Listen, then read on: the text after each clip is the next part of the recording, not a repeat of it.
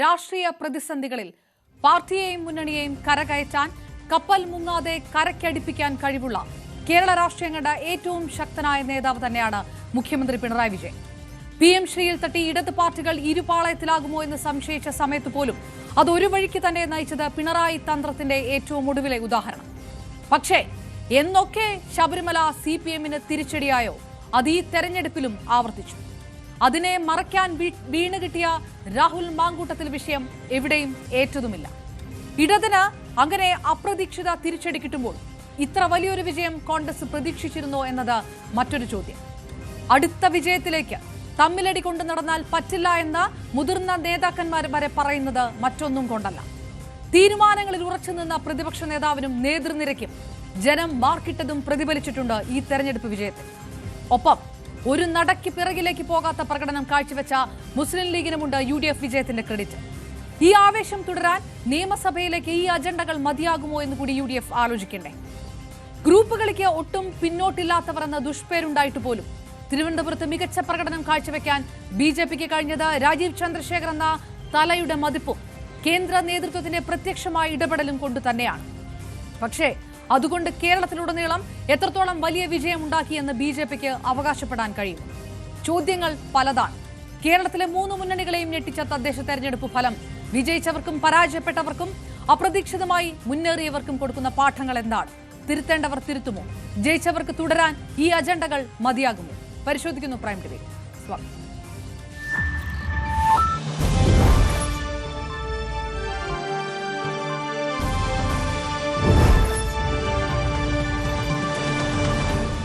നമുക്കൊപ്പം പാനലിൽ ചേരും കോൺഗ്രസ് നേതാവ് അഡ്വക്കേറ്റ് വസന്ത് തെങ്ങുംപള്ളി, BJP നേതാവ് P ശ്യാംരാജ്, ഇടത് നിരീക്ഷകൻ അഡ്വക്കേറ്റ് ബൽദേവ് സച്ചിദാനന്ദൻ, രാഷ്ട്രീയ നിരീക്ഷകൻ മാധ്യമപ്രവർത്തകൻ ശ്രീ ജോർജ് പൊടിപ്പാറ. 4 പേർക്കും പാനലിലേക്ക് സ്വാഗതം. ആദ്യം അഡ്വക്കേറ്റ് ബൽദേവ് സച്ചിദാനന്ദൻ, ചെറിയ തോൽവികൾ നല്ലതാണ്, വലിയ വിജയം കൈവിട്ടു പോകാതിരിക്കാൻ എന്ന് വളരെ താത്വികമായിട്ടൊക്കെ പറയാം. പക്ഷേ അങ്ങനെ ആ ചെറിയ തോൽവി എന്തുകൊണ്ടുണ്ടായി എന്നുള്ളൊരു തിരുത്തുണ്ടാകുന്നില്ലെങ്കിൽ ഒരു പക്ഷേ ഈ പറയുന്ന ആ വചനം ഫലവത്താകാതെ വരും. ഡോക്ടർ തോമസ് ഐസക് അല്പം മുൻപ് ഇട്ട ഫേസ്ബുക്ക് പോസ്റ്റിനകത്ത് എവിടെയാണ് പാളിയത്, എന്തുകൊണ്ട് വികസന പ്രവർത്തനങ്ങൾ ജനങ്ങളിലേക്ക് എത്തിയില്ല, എവിടെയാണ് തിരുത്തേണ്ടത്, ഇത് പരിശോധിക്കേണ്ടതല്ലേ എന്നൊക്കെ ഒരുപാട് ചോദ്യങ്ങൾ കൂടി ഉന്നയിച്ചുകൊണ്ടാണ് അദ്ദേഹത്തിന്റെ ഫേസ്ബുക്ക് പോസ്റ്റ്. അത് ഒരു ഡോക്ടർ തോമസ് ഐസക് മാത്രം ചെയ്യേണ്ട കാര്യമാണോ CPM-നെ സംബന്ധിച്ചിടത്തോളം, ഇടതുപക്ഷത്തെ സംബന്ധിച്ചിടത്തോളം? അങ്ങനെ ഒരു തിരുത്തൽ ഉണ്ടാകേണ്ട സമയമാണ് ഇപ്പോൾ എന്ന് ഇടതുമുന്നണി ആത്മാർത്ഥമായിട്ട് കരുതുന്നുണ്ടോ? ഈ തെരഞ്ഞെടുപ്പുമായി ബന്ധപ്പെട്ട പരാജയങ്ങൾ ഇടതുപക്ഷ മുന്നണി പല രീതിയിലാണ് വിലയിരുത്തുന്നത്.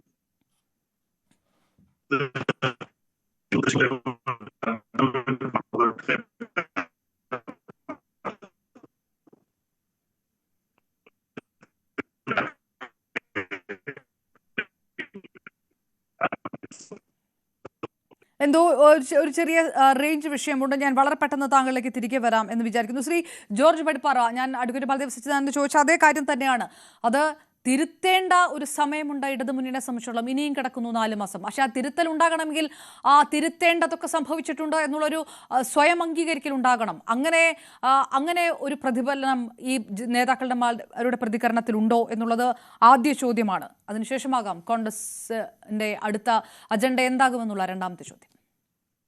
ഇപ്പൊ തന്നെ താങ്കൾ സൂചിപ്പിച്ച ഈ തെരഞ്ഞെടുപ്പ് പരാജയത്തിന്റെ പശ്ചാത്തലത്തില് പാർട്ടിയിലെ മുതിർന്ന നേതാക്കളിൽ ഒരാളായിട്ടുള്ള ധനകാര്യ വിദഗ്ധനും ധനകാര്യ മന്ത്രിയും ഒക്കെ ആയിരുന്ന ശ്രീ തോമസ് ഐസക് പറഞ്ഞത് പാർട്ടിയിൽ തിരുത്തൽ ആവശ്യമാണ്. ഈ തിരുത്തൽ നയങ്ങളിൽ ഉണ്ടാവണം, അതുപോലെ തന്നെ പാർട്ടിയുടെ പ്രവർത്തനങ്ങളിൽ ഉണ്ടാവണം.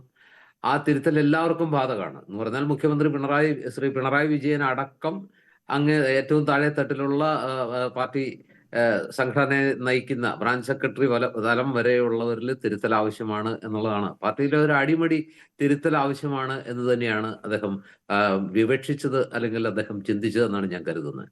തിരുത്തൽ ആവശ്യമുണ്ടെന്നുള്ള കാര്യത്തിൽ ഒരു സംശയവുമില്ല. ഈ തെരഞ്ഞെടുപ്പ് ഫലത്തോടു കൂടി പാർട്ടിക്ക് അത് ബോധ്യപ്പെട്ടിട്ടുണ്ട്. അതായത് നമ്മൾ കാണുന്ന കാഴ്ച എന്തിനേയും ന്യായീകരിച്ച് വെളുപ്പിക്കാൻ ശ്രമിക്കുന്ന ഒരു പാർട്ടിയാണ് കുറെ കാലമായിട്ട് കാണുന്നത്. അടിസ്ഥാനപരമായിട്ട് വരുന്ന നയവ്യതിയാനങ്ങളെ പോലും ന്യായീകരിക്കുന്നു.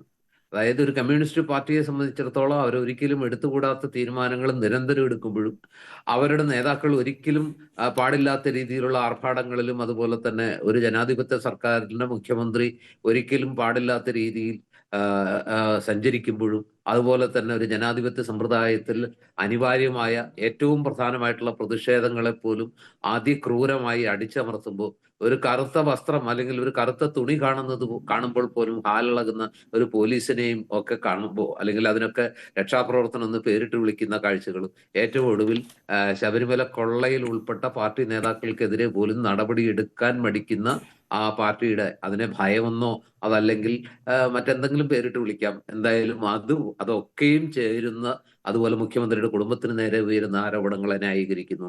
അങ്ങനെ നിരന്തരം ന്യായീകരണങ്ങളുടെ പേരിൽ ഏതെങ്കിലും ഒരു തെരഞ്ഞെടുപ്പ് 2021 തെരഞ്ഞെടുപ്പ് വിജയം അല്ലെങ്കിൽ ആ തെരഞ്ഞെടുപ്പിൽ ഞങ്ങൾക്ക് കിട്ടിയ സപ്പോർട്ട്, ഞങ്ങൾ ചെയ്തതിനെല്ലാം ഞങ്ങളുടെ നയങ്ങൾക്കെല്ലാം കിട്ടിയ അംഗീകാരമാണെന്ന് ആവർത്തിച്ച് പറയുമ്പോൾ വീണ്ടും ഒരിക്കൽ കൂടി ജനം ഓർമ്മിപ്പിക്കുകയാണ്, അല്ല, ഈ തദ്ദേശ ഭരണ തെരഞ്ഞെടുപ്പ് ഫലത്തിലൂടെ ജനം കൊടുക്കുന്ന കൃത്യമായ താക്കീത് ഇതൊന്നും അല്ല കമ്മ്യൂണിസ്റ്റ് പാർട്ടിയിൽ നിന്ന്, ഒരു കമ്മ്യൂണിസ്റ്റ് സർക്കാരിൽ നിന്ന് പ്രതീക്ഷിക്കുന്നത്. ആ പാർട്ടിയെ നയിക്കുന്ന ആ പാർട്ടിയുടെ പ്രതിനിധിയായിട്ട് മുഖ്യമന്ത്രി പദത്തിലിരിക്കുന്ന ആളുകളിൽ നിന്ന്, മന്ത്രിമാരിൽ നിന്ന് പ്രതീക്ഷിക്കുന്നത് ഇതല്ല എന്ന്.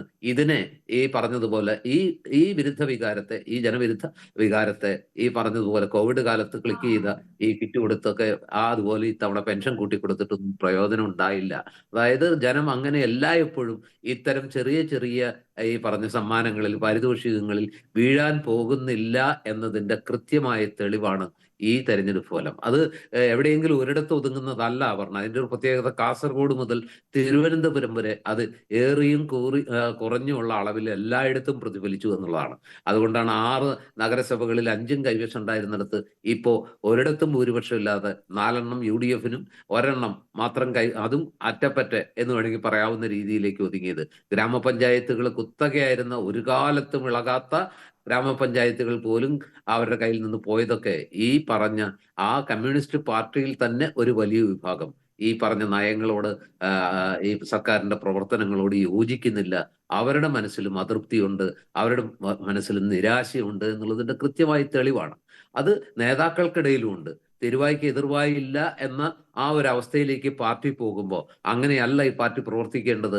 അടിത്തട്ട് മുതൽ ചർച്ച വേണം, സ്വയം വിമർശനം വേണം, തിരുത്തൽ വേണം. അത് കടലാസിൽ പോരാ, പ്ലീനത്തിൽ എഴുതി വെച്ചാൽ പോരാ, പാർട്ടി കോൺഗ്രസിൽ പറഞ്ഞാൽ പോരാ. അത് പ്രാവർത്തികമാക്കണം, അത് പ്രായോഗികമാക്കണം. അത് ജനങ്ങൾക്ക് ബോധ്യപ്പെടുന്ന ശൈലിയിലേക്ക്, ബോധ്യപ്പെടുന്ന രീതിയിലേക്ക് അത് കൺവെർട്ട് ചെയ്യപ്പെടുന്ന ആഗ്രഹിക്കുന്ന ധാരാളം പേർ ഈ പാർട്ടിക്ക് അകത്ത് തന്നെയുണ്ട്. മാത്രമല്ല, ഒരു കാലത്തൊരു കമ്മ്യൂണിസ്റ്റുകാരൻ ഒരിക്കലും അവന്റെ ചിഹ്നം മാറ്റി ചെയ്യില്ല എന്ന ആ സങ്കല്പം പോലും കടപഴകുന്ന കാഴ്ചയാണ് നമ്മൾ കാണുന്നത്. കമ്മ്യൂണിസ്റ്റ് പാർട്ടിയിൽ വിശ്വസിക്കുന്നവർക്ക്, ആ പാർട്ടിയെ സ്നേഹിക്കുന്നവർക്ക് ഇപ്പോ BJP-യുടെ താമരയിൽ കുത്താൻ ഒരു മടിയുമില്ല എന്നത് കഴിഞ്ഞ ലോക്സഭാ തെരഞ്ഞെടുപ്പിൽ, അതിന് മുമ്പ് നടന്ന ലോക്സഭാ തെരഞ്ഞെടുപ്പിൽ നമ്മൾ കണ്ടതാണ്. ഇത്തവണ ഈ തദ്ദേശ ഭരണ തെരഞ്ഞെടുപ്പിൽ അത് ഒരിക്കൽ കൂടി അസന്നിഗ്ധമായിട്ട് ബോധ്യപ്പെടുത്തുകയാണ്. അല്ലെങ്കിൽ തിരുവനന്തപുരത്ത് ഇങ്ങനെ സംഭവിക്കില്ല എന്നുള്ളത് നമുക്കറിയാം. തിരുവനന്തപുരത്ത് മാത്രമല്ല, ഈ പറയുന്ന കേരളത്തിൽ അങ്ങോളം ഇങ്ങോളം കാൽച്ചുവട്ടിലെ മണ്ണ് വല്ലാതെ ഊർന്നു പോയതിന്റെ കാരണം അവർക്ക് ഈ പഴയ പോലെയല്ല, അവര് മാറി ചിന്തിച്ചു തുടങ്ങിയിരിക്കുന്നു. മാറി കുത്താൻ അവർക്ക് ഒരു മടിയുമില്ല. വർഗീയ പ്രീണനം കൊണ്ട് അങ്ങനെയുള്ളവർ ആ പ്രീണനത്തെ താലോലിക്കുന്ന ന്യൂനപക്ഷ വർഗീയതയും ഭൂരിപക്ഷ വർഗീയതയും ഇങ്ങനെ മാറി മാറി താലോലിക്കുന്നതല്ല. കമ്മ്യൂണിസ്റ്റ് പാർട്ടിക്ക് ഒരു വ്യക്തമായ നിലപാട് വേണം. അത് ഈ 2 വർഗീയതകളെയും താലോലിക്കാത്ത മതനിരപേക്ഷതയുടെ ഒരു നിലപാടായിരിക്കണം. 10 വോട്ടിന് വേണ്ടി ഇങ്ങനെ നിലപാട് മാറ്റുന്നത് കമ്മ്യൂണിസ്റ്റ് പാർട്ടിയിൽ വിശ്വസിക്കുന്നവർക്ക് അല്ലെങ്കിൽ കമ്മ്യൂണിസത്തെ നെഞ്ചേറ്റിയവർക്ക് ദഹിക്കുന്ന കാര്യമല്ല എന്ന് കൃത്യമായി ഈ പറയുന്ന സർക്കാരിനെയും നേതാക്കളെയും ബോധ്യപ്പെടുത്തുന്ന ഒരു തെരഞ്ഞെടുപ്പ് ഫലമാണ്. ലോക്സഭാ തെരഞ്ഞെടുപ്പ് വരെ ന്യൂനപക്ഷ സംരക്ഷണത്തിലെ ചാമ്പ്യൻസ് ആണെന്ന് സ്വയം അവകാശപ്പെട്ടവര് അതിനുശേഷം സമ്മർസോൾട്ട് അടിച്ച്, യൂട്ടേൺ അടിച്ച് ഇപ്പുറത്ത് ഹിന്ദു വർഗീയതയുടെ ആഗോള വിശ്വാസികൾക്കൊപ്പം ഒന്ന് മുദ്രാവാക്യം വിളിച്ചുകൊണ്ട് അല്ലെങ്കിൽ പ്രഖ്യാപിച്ചുകൊണ്ട് ആഗോള അയ്യപ്പ സംഗമം നടത്തുകയും അതിനുശേഷം ഈ പറഞ്ഞ അയ്യപ്പന്റെ സ്വർണം അല്ലെങ്കിൽ ഈ പറഞ്ഞ സ്വർണ്ണക്കൊള്ള പുറത്തു വരികയും ചെയ്തപ്പോൾ ആ സ്വർണ്ണക്കൊള്ളക്ക് ഉത്തരവാദികളായ ആളുകൾക്കെതിരെ നടപടിയെടുക്കാൻ പാർട്ടിപരമായൊരു നടപടി എടുക്കാൻ പോലും തന്റെ ഇടം കാണിക്കാതിരിക്കുകയും എന്നിട്ട് മറുവശത്ത് കോൺഗ്രസിന് നേരെ നടപടി എടുത്ത കോൺഗ്രസ് ചെയ്തത് പോരാ എന്ന് പറയുന്നതിലെ ഒരു പൊരുത്തക്കേടും വൈരുദ്ധ്യവും ജനം കൃത്യമായി തിരിച്ചറിഞ്ഞു എന്ന് തന്നെ വേണം നമുക്ക് മനസ്സിലാക്കാൻ. അതായത് കമ്മ്യൂണിസ്റ്റ് പാർട്ടി ഉയർത്തേണ്ട മുദ്രാവാക്യം ഇത്തരം അശ്ലീലം അല്ല, അല്ലെങ്കിൽ ഇത്തരം ഈ പറഞ്ഞ സ്ത്രീ പീഡനം ഉയർത്തിപ്പിടിച്ചുകൊണ്ട് ഒരു കമ്മ്യൂണിസ്റ്റ് പാർട്ടിക്ക് ഇലക്ഷനെ നേരിടേണ്ടി വരുന്നെങ്കിൽ അതൊരു ഗതികേടാണ്. ആ ഗതികേട് ഉൾക്കൊള്ളാൻ ജനം തയ്യാറല്ല. കമ്മ്യൂണിസ്റ്റ് പാർട്ടി തെരഞ്ഞെടുപ്പിന് നേരിടേണ്ടത് ഇത്തരം ഇഷ്യൂ ബേസ്ഡ് ആയിട്ടുള്ള വികാരപരമായ പ്രശ്നങ്ങൾ വെച്ചുകൊണ്ടല്ല, മറിച്ച് വ്യക്തമായ നയങ്ങളുടെ, വ്യക്തമായ പരിപാടികളുടെ, വ്യക്തമായ കാഴ്ചപ്പാടിന്റെ ഒക്കെ അടിസ്ഥാനത്തിലാണ്. PM ശ്രീ പോലെയുള്ള ഒരു പദ്ധതിയിൽ ഒപ്പുവെച്ചിട്ട് RSSന്റെ വർഗീയ അജണ്ടയ്ക്ക് എല്ലാ ഒത്താശയും ചെയ്തു കൊടുത്ത് അത് ഘടകകക്ഷികളെ പോലും മറച്ചു വെച്ചിട്ട് ഒടുവിൽ അതിൽ നിന്ന് പിന്മാറി തീരുമാനം മാറ്റേണ്ടി വന്ന ആ ഒരു അവസ്ഥയിലേക്കൊക്കെ ഒരു പാർട്ടി പോകുന്നതിലെ ആ ഒരു വല്ലാത്ത ആ ഒരു പതനം, അല്ലെങ്കിൽ അല്ലാത്ത ഒരു നിലവാര തകർച്ച, അല്ലെങ്കിൽ ആ ഒരു അവസ്ഥ ജനം മനസ്സിലാക്കുന്നുണ്ട്. ആ പാർട്ടിയിലെ തന്നെ കമ്മ്യൂണിസത്തെ സ്നേഹിക്കുന്നവർ മനസ്സിലാക്കുന്നുണ്ട്.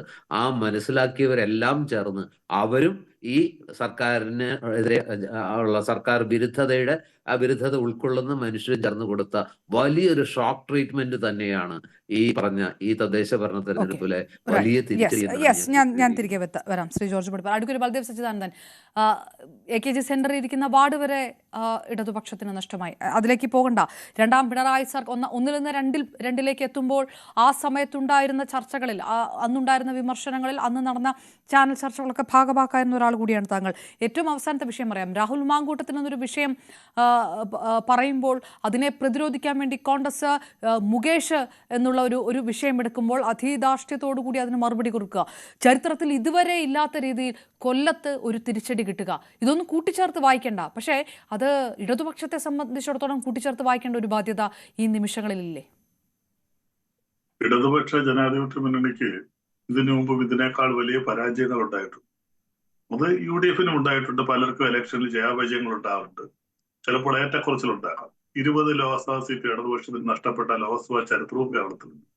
അതൊന്നും മുന്നണിയെ അങ്ങനെ ബാധിക്കുന്നതല്ല. താൽക്കാലികമായിട്ട് പരാജയം തന്നെയാണ്. ആ പരാജയത്തിന്റെ കാര്യങ്ങൾ എന്താണെന്ന് വിശകലനം ചെയ്ത് അതിനെക്കുറിച്ച് പഠിച്ച് അഗാധത്തിൽ തന്നെ അതിനെക്കുറിച്ച് മനസ്സിലാക്കും. ഒരുപാട് ക്ഷേമപ്രവർത്തനങ്ങൾ ചെയ്തൊരു ഗവൺമെന്റാണ്. പക്ഷെ ശരിയാണ് ശ്രീ ജോർജ് പടിപ്പാറ പറഞ്ഞതുപോലെ ആ ക്ഷേമപ്രവർത്തനങ്ങളുടെ ഒന്നും പ്രതിഫലനമൊന്നും നമ്മൾ തെരഞ്ഞെടുപ്പിൽ കണ്ടില്ല. പക്ഷെ തെരഞ്ഞെടുപ്പിൽ പ്രധാനമായിട്ട് പ്രതിഫലിച്ച 3-4 വിഷയങ്ങളുണ്ട്. അതിനൊന്നും ഞങ്ങൾ ആരും ഇഗ്നോർ ചെയ്യുന്നില്ല. ഒന്നാമതായിട്ട് ശബരിമല പ്രശ്നവുമായി ബന്ധപ്പെട്ട് തീർച്ചയായിട്ടും ഇടതുപക്ഷത്തിന്റെയോ CPMന്റെയോ നേതൃത്വമെടുത്ത നിലപാടുകളോടെ ആ പാർട്ടിക്കുള്ളിൽ തന്നെ കുറേയധികം എതിർപ്പുകളുണ്ട്. ജനങ്ങൾക്ക് അതിനകത്ത് എതിർപ്പുണ്ട് എന്നുള്ള കാര്യത്തിൽ തർക്കമൊന്നുമില്ല. ഞങ്ങളൊക്കെ അതിനകത്ത് വിയോജിപ്പ് പ്രവർത്തിച്ചാണ്. പിന്നെ അതിലൊക്കെ ഉപരിയായിട്ടുള്ള ഒരു വലിയ വർഗീയ ധ്രുവീകരണം ഉണ്ടായി. ആ വർഗീയ ധ്രുവീകരണത്തിന് പ്രധാനപ്പെട്ട കാരണം SNDPയുടെ ഇരുന്ന വെള്ളാപ്പള്ളി നടേശൻ തന്നെയാണ്. അദ്ദേഹത്തിനുള്ള മുസ്ലിം വർഗീയ വിരുദ്ധ പ്രശ്നങ്ങൾ, മുസ്ലിങ്ങൾക്കെതിരെ അദ്ദേഹം തുടർച്ചയായിട്ട് എടുത്ത പ്രസ്താവനകൾ മുസ്ലിം മേഖലയിൽ ഇടതുപക്ഷത്തിനെതിരെ വളരെ ശക്തമായ തിരിച്ചടിയുണ്ട്. നമ്മൾ കണ്ടാണ് മലപ്പുറത്ത് 33 സീറ്റ് ഇപ്പോൾ UDFന് ലഭിച്ചു. കോഴിക്കോട് ഉണ്ടായിട്ടുള്ള UDFന്റെ മുൻതൂക്കത്തിൽ അതുണ്ട്. ഇതിന് എന്റെ ജില്ലയായ കൊല്ലം ജില്ലയിൽ കൊല്ലം കോർപ്പറേഷനിൽ AK ഹബീസിനെ ചെയർമാൻ സ്ഥാനത്തേക്ക് കോൺഗ്രസ് വളരെ നേരത്തെ പ്രഖ്യാപിച്ചു. ഇടതുപക്ഷം മുന്നേ പ്രവർത്തനങ്ങൾ നടത്തിയെങ്കിൽ പോലും ഒരു വർഗീയ ധ്രുവീകരണം ഉണ്ടായി. അത് മുസ്ലിങ്ങളിൽ മാത്രമല്ല മതന്യൂനപക്ഷങ്ങളിൽ മൊത്തത്തിലുണ്ടായി. അതുപോലെ തന്നെ ഈഴവ ജനതയിൽ വെള്ളാപ്പള്ളിയുടെ പ്രസ്താവനയോടെ ശക്തമായിട്ട് നിൽക്കുന്നവരുണ്ട്. കാര്യം SNDPയുടെ ജനറൽ സെക്രട്ടറിമാര് ശ്രീനാരായണ ഗുരുമൽ ഇങ്ങോട്ടുള്ള ആരും തന്നെ ഒരിക്കലും ഒരു വർഗീയതയെ പ്രേരിപ്പിക്കുന്നവരായിരുന്നില്ല. ഇപ്പോൾ വെള്ളാപ്പള്ളിയുടെ ഭാഗത്തുണ്ടായ ആ നിലപാടുകളൊക്കെ തീർച്ചയായിട്ടും ഇടതുപക്ഷ മുന്നണിക്കും CPMന് അത് വളരെ കൂടുതലായിട്ട് ദോഷം ചെയ്തിട്ടുണ്ട്. പിന്നെ നേരത്തെ പറഞ്ഞ പോലെ PM ശ്രീ വളരെ കൂടുതലായിട്ട് ഇടതുപക്ഷത്തിനെയും പ്രത്യേകിച്ച് CPMനെയൊക്കെ വിമർശനം ഉയർന്നതാണ്. അപ്പൊ ഇങ്ങനെയുള്ള ആനുകാലികമായിട്ടുണ്ടായ ചില സംഭവങ്ങൾ മുന്നണിക്ക് ചില പേരുദോഷം ഉണ്ടാക്കിയിട്ടുണ്ട്, ഇല്ലെന്നൊന്നും ഞാൻ തർക്കിക്കുന്നില്ല.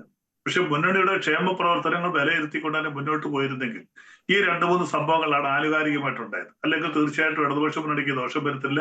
പഴയതിനേക്കാൾ നല്ല രീതിയിലുള്ള വിജയം ഇടതുപക്ഷ മുന്നണിക്ക് വിജയിക്കാൻ കഴിയുമായിരുന്നു. പിന്നെ ഇവിടെ BJPയുടെ വിജയത്തെ കുറിച്ച് പറയുന്നു. BJPക്ക് തിരുവനന്തപുരത്ത് അതെല്ലാവർക്കും വിലയിരുത്താൻ കഴിയുന്നതാണ്. കഴിഞ്ഞ 2 തെരഞ്ഞെടുപ്പിൽ 35 സീറ്റ് വീതം ഉണ്ടായിരുന്നു. ആ 35 നിന്നാണ് അവർ 50ലേക്ക് മാറിയിരിക്കുന്നത്. അത് അത്ര വലിയൊരു വിജയമൊന്നുമല്ല. പക്ഷെ കൊല്ലം കോർപ്പറേഷൻ ശരിയാണ്, അവർക്ക് 10-12 സീറ്റ് അവർ പിടിച്ചു. നേരത്തെ 2 സീറ്റായിരുന്നു. ഇപ്പോൾ ചില മേഖലകളിൽ അവർക്ക് വിജയമുണ്ടായി. അവരുടെ കയ്യിലിരുന്ന ചില മുനിസിപ്പാലിറ്റി നഷ്ടപ്പെട്ടു. ഉണ്ടാക്കിയപ്പോൾ ഇതൊന്നും ഒരു കേരളത്തെ സംബന്ധിച്ച് ഒരു ശാശ്വതമായ ഒരു വിജയമോ ശാശ്വതമായ ഒരു പരാജയമല്ല. അതിലൊക്കെ ഉപരിയായിട്ട് ത്രിതല പഞ്ചായത്ത് സംവിധാനത്തിലെ തെരഞ്ഞെടുപ്പ് എന്ന് പറയുന്നത് നിയമസഭയിലേക്കുള്ള ഒരു ചവിട്ടുപടിയൊന്നുമല്ല. ഓരോ തെരഞ്ഞെടുപ്പിന് അതിൻ്റെതായിട്ടുള്ളൊരു പാറ്റേൺ ഉണ്ട്. അങ്ങനെ കണക്കൂട്ടുകയാണെങ്കിൽ കഴിഞ്ഞ 2024 നടന്ന ലോക്സഭാ തെരഞ്ഞെടുപ്പിൽ ഏകദേശം 110ഓളം മണ്ഡലങ്ങളിൽ UDF-നാണ് മുൻതൂക്കമുള്ളത്. ഇപ്പൊ 110 മണ്ഡലങ്ങളിൽ മുൻതൂക്കത്തിൽ നിൽക്കണം. നിയമസഭയിൽ അവർക്ക് ഇപ്പോൾ 1 വർഷമല്ലേ വ്യത്യാസം വരുന്നുള്ളൂ. അങ്ങനെ സംഭവിക്കും. നമ്മൾ 2019 കണ്ടാണ്. 2019 UDF-ന് വളരെ കൂടുതൽ പുരോഗതി ഉണ്ടല്ലേ. ഇടതുപക്ഷത്തിൽ ആകെ ഒരേ ഒരു സീറ്റാണ്. പക്ഷെ 2021 100ഓളം സീറ്റുമായിട്ട് ഇടതുപക്ഷ ജനാധിപത്യ മുന്നണി അധികാരത്തിൽ വന്നു. ഞാൻ അതുകൊണ്ട് അതിനെ ഒന്നും കൊണ്ട് ന്യായീകരിക്കുകയല്ല. മുന്നണിയുടെ ഭാഗത്തുനിന്നുണ്ടായിട്ടുള്ള അല്ലെങ്കിൽ CPM-ന്റെ നേതൃത്വ ഭാഗത്തുണ്ടായിട്ടുള്ള ചില വീഴ്ചകൾ അത് ഉൾക്കൊണ്ട് തന്നെ മുന്നോട്ട് പോകണം. അതിന് നമ്മൾ വർഗീയത എന്ന് പറഞ്ഞുകൊണ്ടോ അല്ലെങ്കിൽ BJP കോൺഗ്രസ് ബന്ധം എന്ന് പറഞ്ഞുകൊണ്ടോ, കോൺഗ്രസ്സുകാർ പറഞ്ഞുകൊണ്ട് ചിലയിടത്ത് CPM BJP ബന്ധം ഇപ്പുറത്തുണ്ടെന്ന് പറയുന്നു, കോൺഗ്രസ്സുകാർ തിരിച്ച് CPM-മാർ കോൺഗ്രസ് BJP ബന്ധം എന്ന് പറയുന്നു. ആ ധ്രുവീകരണമല്ലത്. ഇത് ചില പ്രത്യേക രാഷ്ട്രീയ സാഹചര്യങ്ങളിൽ മതന്യൂനപക്ഷങ്ങൾ, ഇടതുപക്ഷത്തിന്റെ ശക്തിയായിട്ട് നിന്ന മതന്യൂനപക്ഷങ്ങൾ ക്രിസ്ത്യൻ മുസ്ലിം മേഖലകളിൽ വളരെ കൂടുതൽ തിരിച്ചടി ഉണ്ടായിട്ടുണ്ട്. എന്റെ കൊല്ലം ജില്ലയിൽ എനിക്കത് വളരെ വ്യക്തമായിട്ട് അറിയാം. ചവറ നിയോജകമണ്ഡലത്തിൽ ഏറ്റവും കൂടുതൽ മുസ്ലിം ഭൂരിപക്ഷമുള്ള ഒരു പഞ്ചായത്താണ് പന്മന. അവിടെ 24-ൽ 22 സീറ്റ് UDF-നാണ്. ചരിത്രത്തിൽ ആദ്യമായിട്ടാണ്. അവിടെ ഒരു 8-10 മണ്ഡലങ്ങൾ മുസ്ലിങ്ങൾ വൻപിച്ച ഭൂരിപക്ഷമുള്ളതാണ്. അപ്പൊ അവിടെ ക്രിസ്ത്യൻ ഭൂരിപക്ഷമുള്ള ഭാഗങ്ങളുമുണ്ട്. അപ്പൊ തീർച്ചയായിട്ടും മതന്യൂനപക്ഷങ്ങൾ കേരളത്തിൽ ഏകദേശം 50% അടുത്ത് വരും. അപ്പൊ അവര് തീർച്ചയായിട്ടും ഇടതുപക്ഷത്തിന്റെ ഭാഗമായിട്ടുള്ള മതന്യൂനപക്ഷങ്ങൾ വ്യത്യാസമുണ്ടായിട്ടുണ്ട്. SNDP ജനറൽ സെക്രട്ടറിയായിട്ടുള്ള അവിഹിതമായിട്ടുള്ള ബന്ധം, അദ്ദേഹത്തിന് പല തെറ്റുകളിൽ VS അച്യുതാനന്ദൻ അദ്ദേഹത്തിന് മൈക്രോ ഫൈനാൻസുമായിട്ട് ബന്ധപ്പെട്ട് ചില ആരോപണങ്ങൾ കൊണ്ടുവന്നെയാണ് അദ്ദേഹത്തെ സംരക്ഷിക്കുന്നതെന്ന് SNDP-യിൽ ഒരു വിഭാഗം. ഇപ്പോൾ ഇതിന് അവസാനമായിട്ട് NSS-ഉമായിട്ടുള്ള സുമാരന്താരുമായിട്ടുള്ള ചില ബന്ധങ്ങൾ, ഇതൊക്കെ തീർച്ചയായിട്ടും ശരിയാണ്. ജോർജ് വെളിപ്പാറ പറഞ്ഞതുപോലെ ചില വർഗീയ ശക്തികളെ പ്രീണിപ്പിക്കുന്നുള്ള തോന്നൽ ഇടതുപക്ഷ ചിന്താഗതിയുള്ള കുറെ അധികം പേരുടെ ഇടയിൽ ഉണ്ടായിട്ടുണ്ട്. അത് മാറ്റിയെടുത്തു കഴിഞ്ഞാൽ ആ ഒരു സംഭവം ഉണ്ടായിരുന്നില്ലെങ്കിൽ ഇടതുപക്ഷ ജനാധിപത്യ മുന്നണി കഴിഞ്ഞതിനേക്കാൾ ശക്തമായ രീതിയിൽ തിരിച്ചു വരാൻ കഴിയുമായിരുന്നു. ഇപ്പോൾ അതിനകത്ത് ചില പോരായ്മകൾ പറ്റിയിട്ടുണ്ട്. അത് നല്ലതുപോലെ പഠിച്ചുകൊണ്ട് തന്നെ PM ശ്രീ ഉൾപ്പെടെയുള്ള വിഷയങ്ങൾ, PM ശ്രീക്ക് നമ്മൾ വളരെ വിദൂരതയിൽ ഇടതുപക്ഷത്തിനകത്തുള്ള ഘടകകക്ഷികളെല്ലാം തന്നെ അതിനെ എതിർത്തതാണ്. അതിനെ പിൻവലിക്കേണ്ടി വന്നു. PM ശ്രീ പദ്ധതികളായാലും അതിനുശേഷമുള്ള ലേബർ കോഡുമായി ബന്ധപ്പെട്ട കാര്യങ്ങളായാലും ഇതിനകത്തെല്ലാത്തിൽ തന്നെ ഒരു വിഭാഗം ജനങ്ങൾക്ക് എതിർപ്പുണ്ടായിട്ടുണ്ട്. ആ എതിർപ്പ് മാറ്റിയെടുക്കുന്നതിന് വളരെ പെട്ടെന്ന് തന്നെ ഇടതുപക്ഷ മുന്നണി കഴിയും. അതൊക്കെ മാറ്റിയെടുത്തുകൊണ്ട് തന്നെ അടുത്ത നിയമസഭാ തെരഞ്ഞെടുപ്പിന് വളരെ ശക്തമായിട്ട് മുന്നണി ഒറ്റക്കെട്ടായിട്ട് മുന്നോട്ട് പോകും. കോൺഗ്രസിനകത്തുള്ള ഐക്യമൊക്കെ ഞങ്ങൾ അതൊക്കെ സ്വാഗതം ചെയ്യുന്നു. ഒരു പാർട്ടിക്കകത്ത് എപ്പോഴും ഐക്യം നിലനിർത്തണം, ഒരു പാർട്ടി ഇല്ലാതാക്കണം. BJP പറയുന്നത് പോലെ കോൺഗ്രസ് മുക്ത ഭാരതം എന്നൊന്നും ഞങ്ങൾക്ക് മുദ്രാവാക്യമൊന്നുമില്ല. കേരളത്തിലായപ്പോലും ഞങ്ങൾക്ക് അങ്ങനെ മുദ്രാവാക്യമൊന്നുമില്ല. അതൊരു ജനാധിപത്യ പ്രസ്ഥാനമാണ്. അപ്പൊ ആ ജനാധിപത്യ പ്രസ്ഥാനത്തിന് നിലനിൽപ്പ് നമ്മുടെ ജനാധിപത്യത്തിന് ആവശ്യമാണ്. പക്ഷേ കോൺഗ്രസിന് നയപരമായ കാര്യങ്ങളോടാണ് എതിർക്കുന്നത്. അവരുടെ വർഗീയ പീഡനങ്ങളെ ഞങ്ങൾ എതിർക്കുന്നു. തീർച്ചയായിട്ടും അവരെ മതന്യൂനപക്ഷങ്ങളോട് കാണിക്കുന്ന ചില താല്പര്യങ്ങൾ, അവരുടെ മൃദുവായ ഒരു ഹിന്ദുത്വ സമീപനം, ഇതിനൊക്കെ ഞങ്ങൾ എതിർക്കുന്നുണ്ട്. അപ്പോൾ തീർച്ചയായിട്ടും തെറ്റുകൾ പരിഹരിച്ചുകൊണ്ട് ഇടതുപക്ഷ ജനാധിപത്യ മുന്നണിക്ക് വളരെ ശക്തമായിട്ട് തന്നെ അടുത്ത നിയമസഭാ തെരഞ്ഞെടുപ്പിൽ മുന്നോട്ട് പോകാൻ പറ്റും.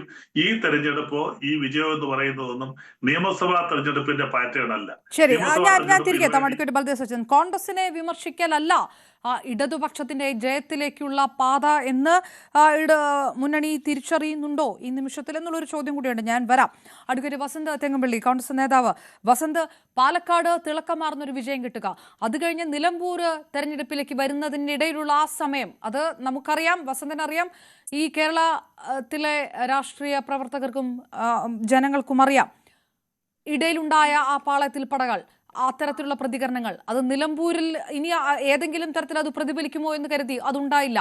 അതിനുശേഷം പിന്നീടാണ് രാഹുൽ മാങ്കൂട്ടത്തിൽ വിഷയമുണ്ടാകുന്നത്. ഈ വലിയ ഒരു വിജയം കിട്ടിയതിനു ശേഷം രമേശ് ചെന്നിത്തല വാർത്താ സമ്മേളനത്തിൽ പറയുന്ന ഒരു വാചകമുണ്ട്. ആ വാചകം പറയുന്നത് പുറത്തുള്ളവരോടല്ല, അകത്തുള്ളവരോടാണ്. അടുത്ത തെരഞ്ഞെടുപ്പ് വരെ ഐക്യത്തോടെ നിൽക്കേണ്ട ആവശ്യകതയെക്കുറിച്ച് പറയുന്നു ശ്രീ രമേശ് ചെന്നിത്തല.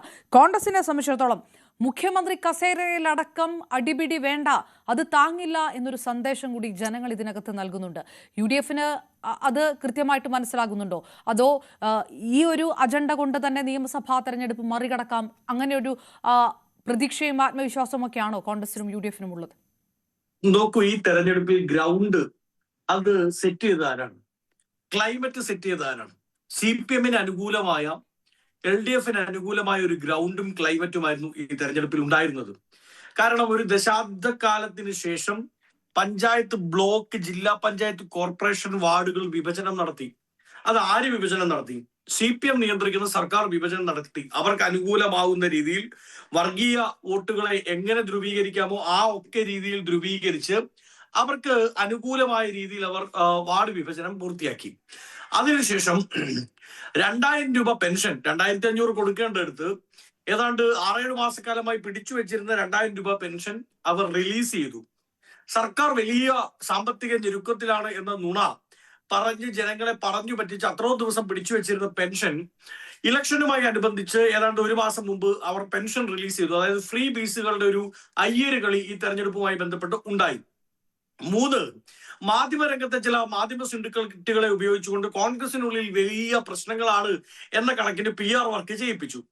എന്നിട്ട് കോൺഗ്രസിനുള്ളിലെ പ്രശ്നങ്ങളെ ചെറിയ ചെറിയ പ്രശ്നങ്ങൾ, കോൺഗ്രസ് ഒരു ജനാധിപത്യ പ്രസ്ഥാനമാണ്. നേരത്തെ ബലദേവ് സച്ചിദാനന്ദൻ പറഞ്ഞതുപോലെ 885 തൊട്ട് ഇന്ന് വരെ ഈ കോൺഗ്രസിൽ ഏതെങ്കിലും ഒരു വിഷയത്തിൽ എതിരഭിപ്രായമില്ലാത്ത ഒരു വിഷയം കടന്നുപോയിട്ടില്ല. ഈ രാജ്യത്ത് ഒരു വിഷയമുണ്ടെങ്കിൽ കോൺഗ്രസിനുള്ളിലായി ചർച്ച ചെയ്യുമ്പോൾ ഒന്നല്ല ഒരു മിനിമം 2 അല്ലെങ്കിൽ 3, 4 പക്ഷങ്ങൾ ഉണ്ടാവും. അത് ജനാധിപത്യത്തിന്റെ മനോഹാരിതയാണ്. അതൊരു പക്ഷെ കേഡർ പാർട്ടിയിൽ നടക്കില്ല.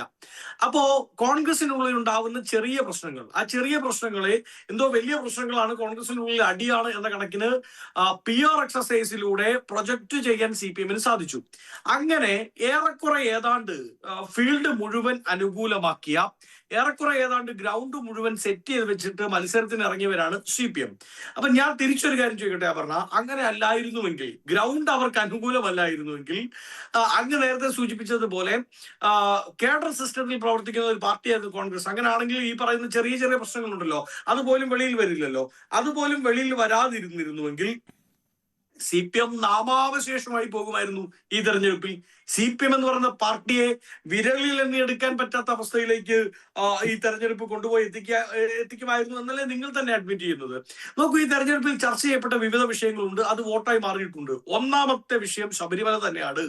സ്വർണം കട്ടത് ആരപ്പ, അത് സഹാക്കളാണ് അയ്യപ്പ എന്ന് അരിയാഹാരം കഴിക്കുന്ന കുട്ടികൾ മുതൽ, അരിയാഹാരം കഴിക്കുന്ന മനുഷ്യർ മുതൽ അംഗനവാടിയിൽ പോകുന്ന കുട്ടികൾ വരെ ആ യാഥാർത്ഥ്യം തിരിച്ചറിഞ്ഞു. അവരത് പാടി നടന്നു.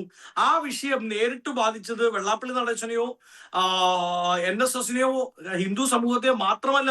ശബരിമലയിലെ സ്വർണം കട്ടുകൊണ്ടുപോയി എന്ന് പറയുന്നത് ക്രിസ്ത്യാനിയുടെയും പ്രശ്നമായി മാറി, അത് മുസൽമാന്റെയും പ്രശ്നമായി മാറി. കേരളത്തിന്റെ മുഴുവൻ ആത്മാഭിമാനമാണ്.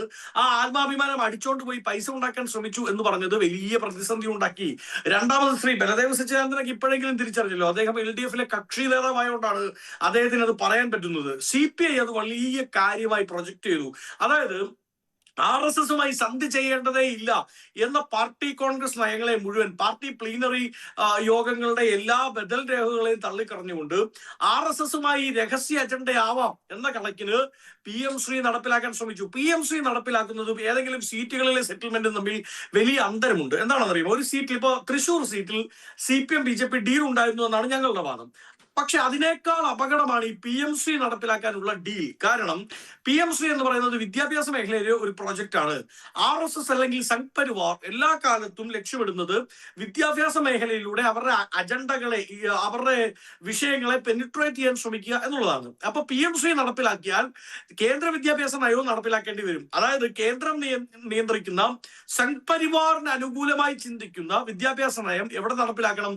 ഇടതുപക്ഷ മതനിരപേക്ഷ കേരളം എന്ന് ഇവർ പറയുന്ന കേരളത്തിൽ നടപ്പിലാക്കേണ്ടി വരും. അതായത് ആശയപരമായി RSS-ന് സംഘ് പരിവാറിന് അടിമത്വം പാർട്ടിയെ കൊണ്ടുപോയി വെപ്പിക്കലായിരുന്നു പിണറായി വിജയൻ ചെയ്തത് എന്നത് പാർട്ടി അണികൾക്കുള്ളിൽ വലിയ ചർച്ചയായി. അതായത് പിണറായിസ്റ്റുകളെല്ലാം മത്സരിക്കാൻ ഇറങ്ങിയപ്പോൾ കമ്മ്യൂണിസ്റ്റുകൾ പിണറായിസ്റ്റുകൾക്ക് വോട്ട് ചെയ്തില്ല. അതാണ് യാഥാർത്ഥ്യം. ഇടതുപക്ഷത്ത് നിൽക്കുന്നവർ CPI അല്ലെങ്കിൽ ഇപ്പോ എന്റെ പ്രിയപ്പെട്ട സ്നേഹിതൻ ബലദേവിന്റെ പാർട്ടി, ആ പാർട്ടി ബലദേവ് വോട്ട് ചെയ്തില്ലാന്നും ഞാൻ പറയില്ല. പക്ഷെ അദ്ദേഹത്തിന്റെ പാർട്ടിയിലെ അണികൾ ചിലയിടങ്ങളിൽ കേരള കോൺഗ്രസ് പോലും, മാണി ഗ്രൂപ്പ് പോലും CPM-ന് വോട്ട് ചെയ്തില്ല. കാരണം ഈ പറയുന്ന ഇവരുടെ ഇടതുപക്ഷ നയത്തിലുണ്ടായ പൊതു മിനിമം പരിപാടിയിലുണ്ടായ വലിയ വ്യതിചലനം, അതിനൊക്കെ അപ്പുറത്ത് ബാധിച്ചൊരു പ്രശ്നമുണ്ട് അപർണ. അതാണ് ഞാൻ ഏറ്റവും പ്രധാനപ്പെട്ട വിഷയമായി കാണുന്നത്. ഹിന്ദുവിനെയും ക്രിസ്ത്യനെയും മുസൽമാനെയും ജൈനനെയും പാഴ്സിയൊക്കെ ഉണ്ടെങ്കിൽ അവരെയും എല്ലാം നേരിട്ട് ബാധിക്കുന്ന ചില പ്രശ്നങ്ങൾ ഉണ്ടായിരുന്നു. വോട്ട് ചെയ്യാൻ വേണ്ടി ഞാനും അപർണയും വീട് പൂട്ടി ഇറങ്ങുന്നതിന് മുമ്പ് ലൈറ്റ് ഓഫ് ചെയ്യല്ലോ. ആ ലൈറ്റ് ഓഫ് ചെയ്യുമ്പോൾ നമ്മുടെ മുമ്പിലേക്ക് വരുന്ന ഈ സർക്കാരിന്റെ കാലത്ത് വർദ്ധിപ്പിച്ച 350-400% ഇരട്ടി കറണ്ട് ബില്ലുണ്ട്. ഇനി വോട്ട് ചെയ്യാൻ വേണ്ടി കാർ എടുത്ത് വെളിയിലേക്ക് പോയാൽ പെട്രോൾ അടിക്കുമ്പോൾ സംസ്ഥാന സർക്കാർ വിഴുങ്ങുന്ന ടാക്സ് ഇനത്തിന്റെ വലിയ വർധനമുണ്ട്. ഇനി കാർ എടുക്കാൻ പറ്റിയില്ല, നമ്മൾ ഒരു ഓട്ടോ പിടിച്ചാൽ ആ ഓട്ടോറിക്ഷ പെർമിറ്റ് 450% വർദ്ധിപ്പിച്ചത്. അപർണയുടെയും എന്റെയും വീട്ടിൽ നമ്മൾ നാളെ ഈ മഴക്കാലമൊക്കെ വരുമ്പോ കുറച്ച് തുണി വിരിക്കാൻ വേണ്ടി മോളിൽ 4 പടുത വലിച്ചു കിട്ടിയാൽ ഈ സർക്കാരിന് ലക്ഷറി ടാക്സ് കൊടുക്കണം. ലക്ഷറി ടാക്സ്, മനസ്സിലായോ? അങ്ങനെ ജനത്തെ നേരിട്ട് ബാധിക്കുന്ന ഹിന്ദുവാണോ ക്രിസ്ത്യനാണോ മുസൽമാനാണോ എന്ന് വേർതിരിവില്ലാതെ മലയാളികളെ മുഴുവൻ അവരുടെ ജീവിതത്തെ ദുസ്സഹമാക്കുന്ന രീതിയിൽ അടിസ്ഥാനപരമായി ബാധിക്കുന്ന വലിയ ജനകീയ പ്രശ്നങ്ങൾ ഉണ്ടായിരുന്നു. മാവേലി സ്റ്റോറിൽ ഓണക്കാലത്ത് മഹാബലി വരുന്ന സമയത്ത് മാത്രം പോലും അവിടെ സാധനങ്ങൾ എത്തുന്നുണ്ടായിരുന്നില്ല. റേഷൻ കടയിൽ എലിയും ഖജനാവിൽ പൂച്ചയും പറ്റിയിറക്കിയാണ് എന്ന യാഥാർത്ഥ്യം ജനം തിരിച്ചറിഞ്ഞു. അങ്ങനെ ജനങ്ങളെ നേരിട്ട് ബാധിക്കുന്ന 1 ഡസൻ പ്രശ്നങ്ങൾ, ആ പ്രശ്നങ്ങൾ ബാധിച്ചു. രാഹുൽ മാങ്കൂട്ടം പ്രശ്നം ബാധിച്ചില്ലേ? ഞാൻ 10 സെക്കൻഡ് നിർത്താം. രാഹുൽ മാങ്കൂട്ടം വിഷയം ബാധിച്ചു, ദിലീപിന്റെ വിഷയവും ബാധിച്ചു. എങ്ങനെ ബാധിച്ചെന്നറിയാമോ? രാഹുൽ മാങ്കൂട്ടം വിഷയം വന്നപ്പോ കോൺഗ്രസ് ഇതാ കേരളത്തിന്റെ പൊതുമനസാക്ഷിയുടെ മുമ്പിൽ ഒരു പുതിയ ബെഞ്ച് മാർക്ക് വെച്ചു. ഞങ്ങൾ അയാളെ പുറത്താക്കി. അത് പുറത്താക്കിയ ശേഷവും അയ്യോ നിങ്ങൾ അങ്ങനല്ലേ ഇങ്ങനല്ലേ എന്ന് പറഞ്ഞ് മെഴുകുന്നത്, ഒരു ന്യൂജൻ ഭാഷയിൽ പറഞ്ഞാൽ മെഴുകുന്ന CPM നേതാക്കളെ ജനം അവജ്ഞയോടെ പുച്ഛിച്ചു കളഞ്ഞു. എന്നിട്ട് ജനം അവരോട് ചോദിച്ചു, മുകേഷിനെ എന്താ പുറത്താക്കാത്തത്? ജനം അവരോട് ചോദിച്ചു, എന്താ നിങ്ങൾക്ക് പി ശശിയുടെയും PK ശശിയുടെയും കാര്യത്തിൽ പറയാനുള്ളത്, AK ശശീന്ദ്രന്റെ കാര്യത്തിൽ പറയാനുള്ളത്, നിങ്ങൾക്കെന്താ കടകംപള്ളിയുടെ കാര്യത്തിൽ പറയാനുള്ളത് എന്ന് ജനം അവരോട് ചോദിച്ചു. 2, ദിലീപിന്റെ വിധിയുമായി ബന്ധപ്പെട്ടാണ്. ദിലീപിന്റെ വിധി വന്നതിന്റെ അന്ന് ഇടത് സൈബർ ഹാൻഡിലുകളെല്ലാം അവൾക്കൊപ്പം എന്ന് ഫേസ്ബുക്കിലും മറ്റും പോസ്റ്റ് ഇട്ടു. എന്നിട്ട് ഇത് സർക്കാരിന്റെ വലിയ വിജയമാണ്, സർക്കാർ ഇതാ ഇത്ര ഇങ്ങനെയൊക്കെ നിന്നല്ലോ, സർക്കാർ അപ്പീൽ പോകുന്നു, എല്ലാവരും വരൂ നമുക്ക് കൈയടിച്ച് സർക്കാരിനെ പ്രകീർത്തിക്കാം എന്നതായിരുന്നു ലൈൻ. പക്ഷെ ഞാനൊരു കാര്യം ചോദിക്കട്ടെ അപർണ, ഞാൻ ആ വിധി വായിച്ചു പഠിച്ച ഒരാളാണ്, അങ്ങും വായിച്ചു എന്നാണ് എന്റെ പ്രതീക്ഷ. നോക്കൂ, അവിടെ ദിലീപിന്റെ അഭിഭാഷകരുടെ ബേസിക് ഡിഫൻസ് എന്ന് പറയുന്നത് 1 പ്രതികൾ തമ്മിൽ ബന്ധമില്ല എന്നുള്ളതാണ്. അതായത് പൾസർ സുനിയും ദിലീപും തമ്മിൽ ബന്ധമില്ല എന്നുള്ളതാണ്. പക്ഷെ ആ ബന്ധം തെളിയിക്കാൻ പറ്റുന്ന ചിത്രങ്ങൾ ഇതാ ഇപ്പൊ അപർണ അവിടെ നിന്ന് ഫോണിൽ തെരഞ്ഞാൽ 1000 അങ്ങേക്ക് കിട്ടും, എനിക്കും കിട്ടും. അതുപോലും നീറ്റ്ലി കൊണ്ടുപോയി പ്രസന്റ് ചെയ്യാൻ ഇടത് സർക്കാർ നേതൃത്വം കൊടുക്കുന്ന പ്രോസിക്യൂഷന് സാധിച്ചില്ല. അതായത് പ്രോസിക്യൂഷൻ പരാജയമാണ് അതിജീവിതയ്ക്ക് നീതി നേടിക്കൊടുക്കാത്തത് എന്നത് ജനത്തിന് വളരെ കൃത്യമായി മനസ്സിലായി. അങ്ങനെ പരാജയപ്പെട്ട ഒരു പ്രോസിക്യൂഷൻ അവൾക്കൊപ്പമാണ് എന്ന് പറയുന്നത് ഇരട്ട നിലപാടാണ് എന്ന് ജനം തിരിച്ചറിഞ്ഞു. അങ്ങനെ ചുരുക്കി പറഞ്ഞാൽ സമസ്ത മേഖലയിലും പരാജയപ്പെട്ട ഒരു സർക്കാർ, ആ സർക്കാരിന്റെ പ്രതിനിധികൾ ആരും വോട്ട് ചോദിച്ചു വരേണ്ട എന്ന്. ശരി വസന്ത്, ഞാൻ ചോദിക്കാൻ വെച്ച ചോദ്യമുണ്ട്, ഞാൻ അത് അടുത്ത റൗണ്ടിൽ ചോദിക്കാം. കോൺഗ്രസിനോടുള്ള സ്നേഹം കൊണ്ടാണോ അതോ ഇടതുപക്ഷത്തോടുള്ള ദേഷ്യം കൊണ്ടാണോ ഈ വോട്ടും വിജയം ഉണ്ടായത് എന്നുള്ളൊരു ചോദ്യമുണ്ട്.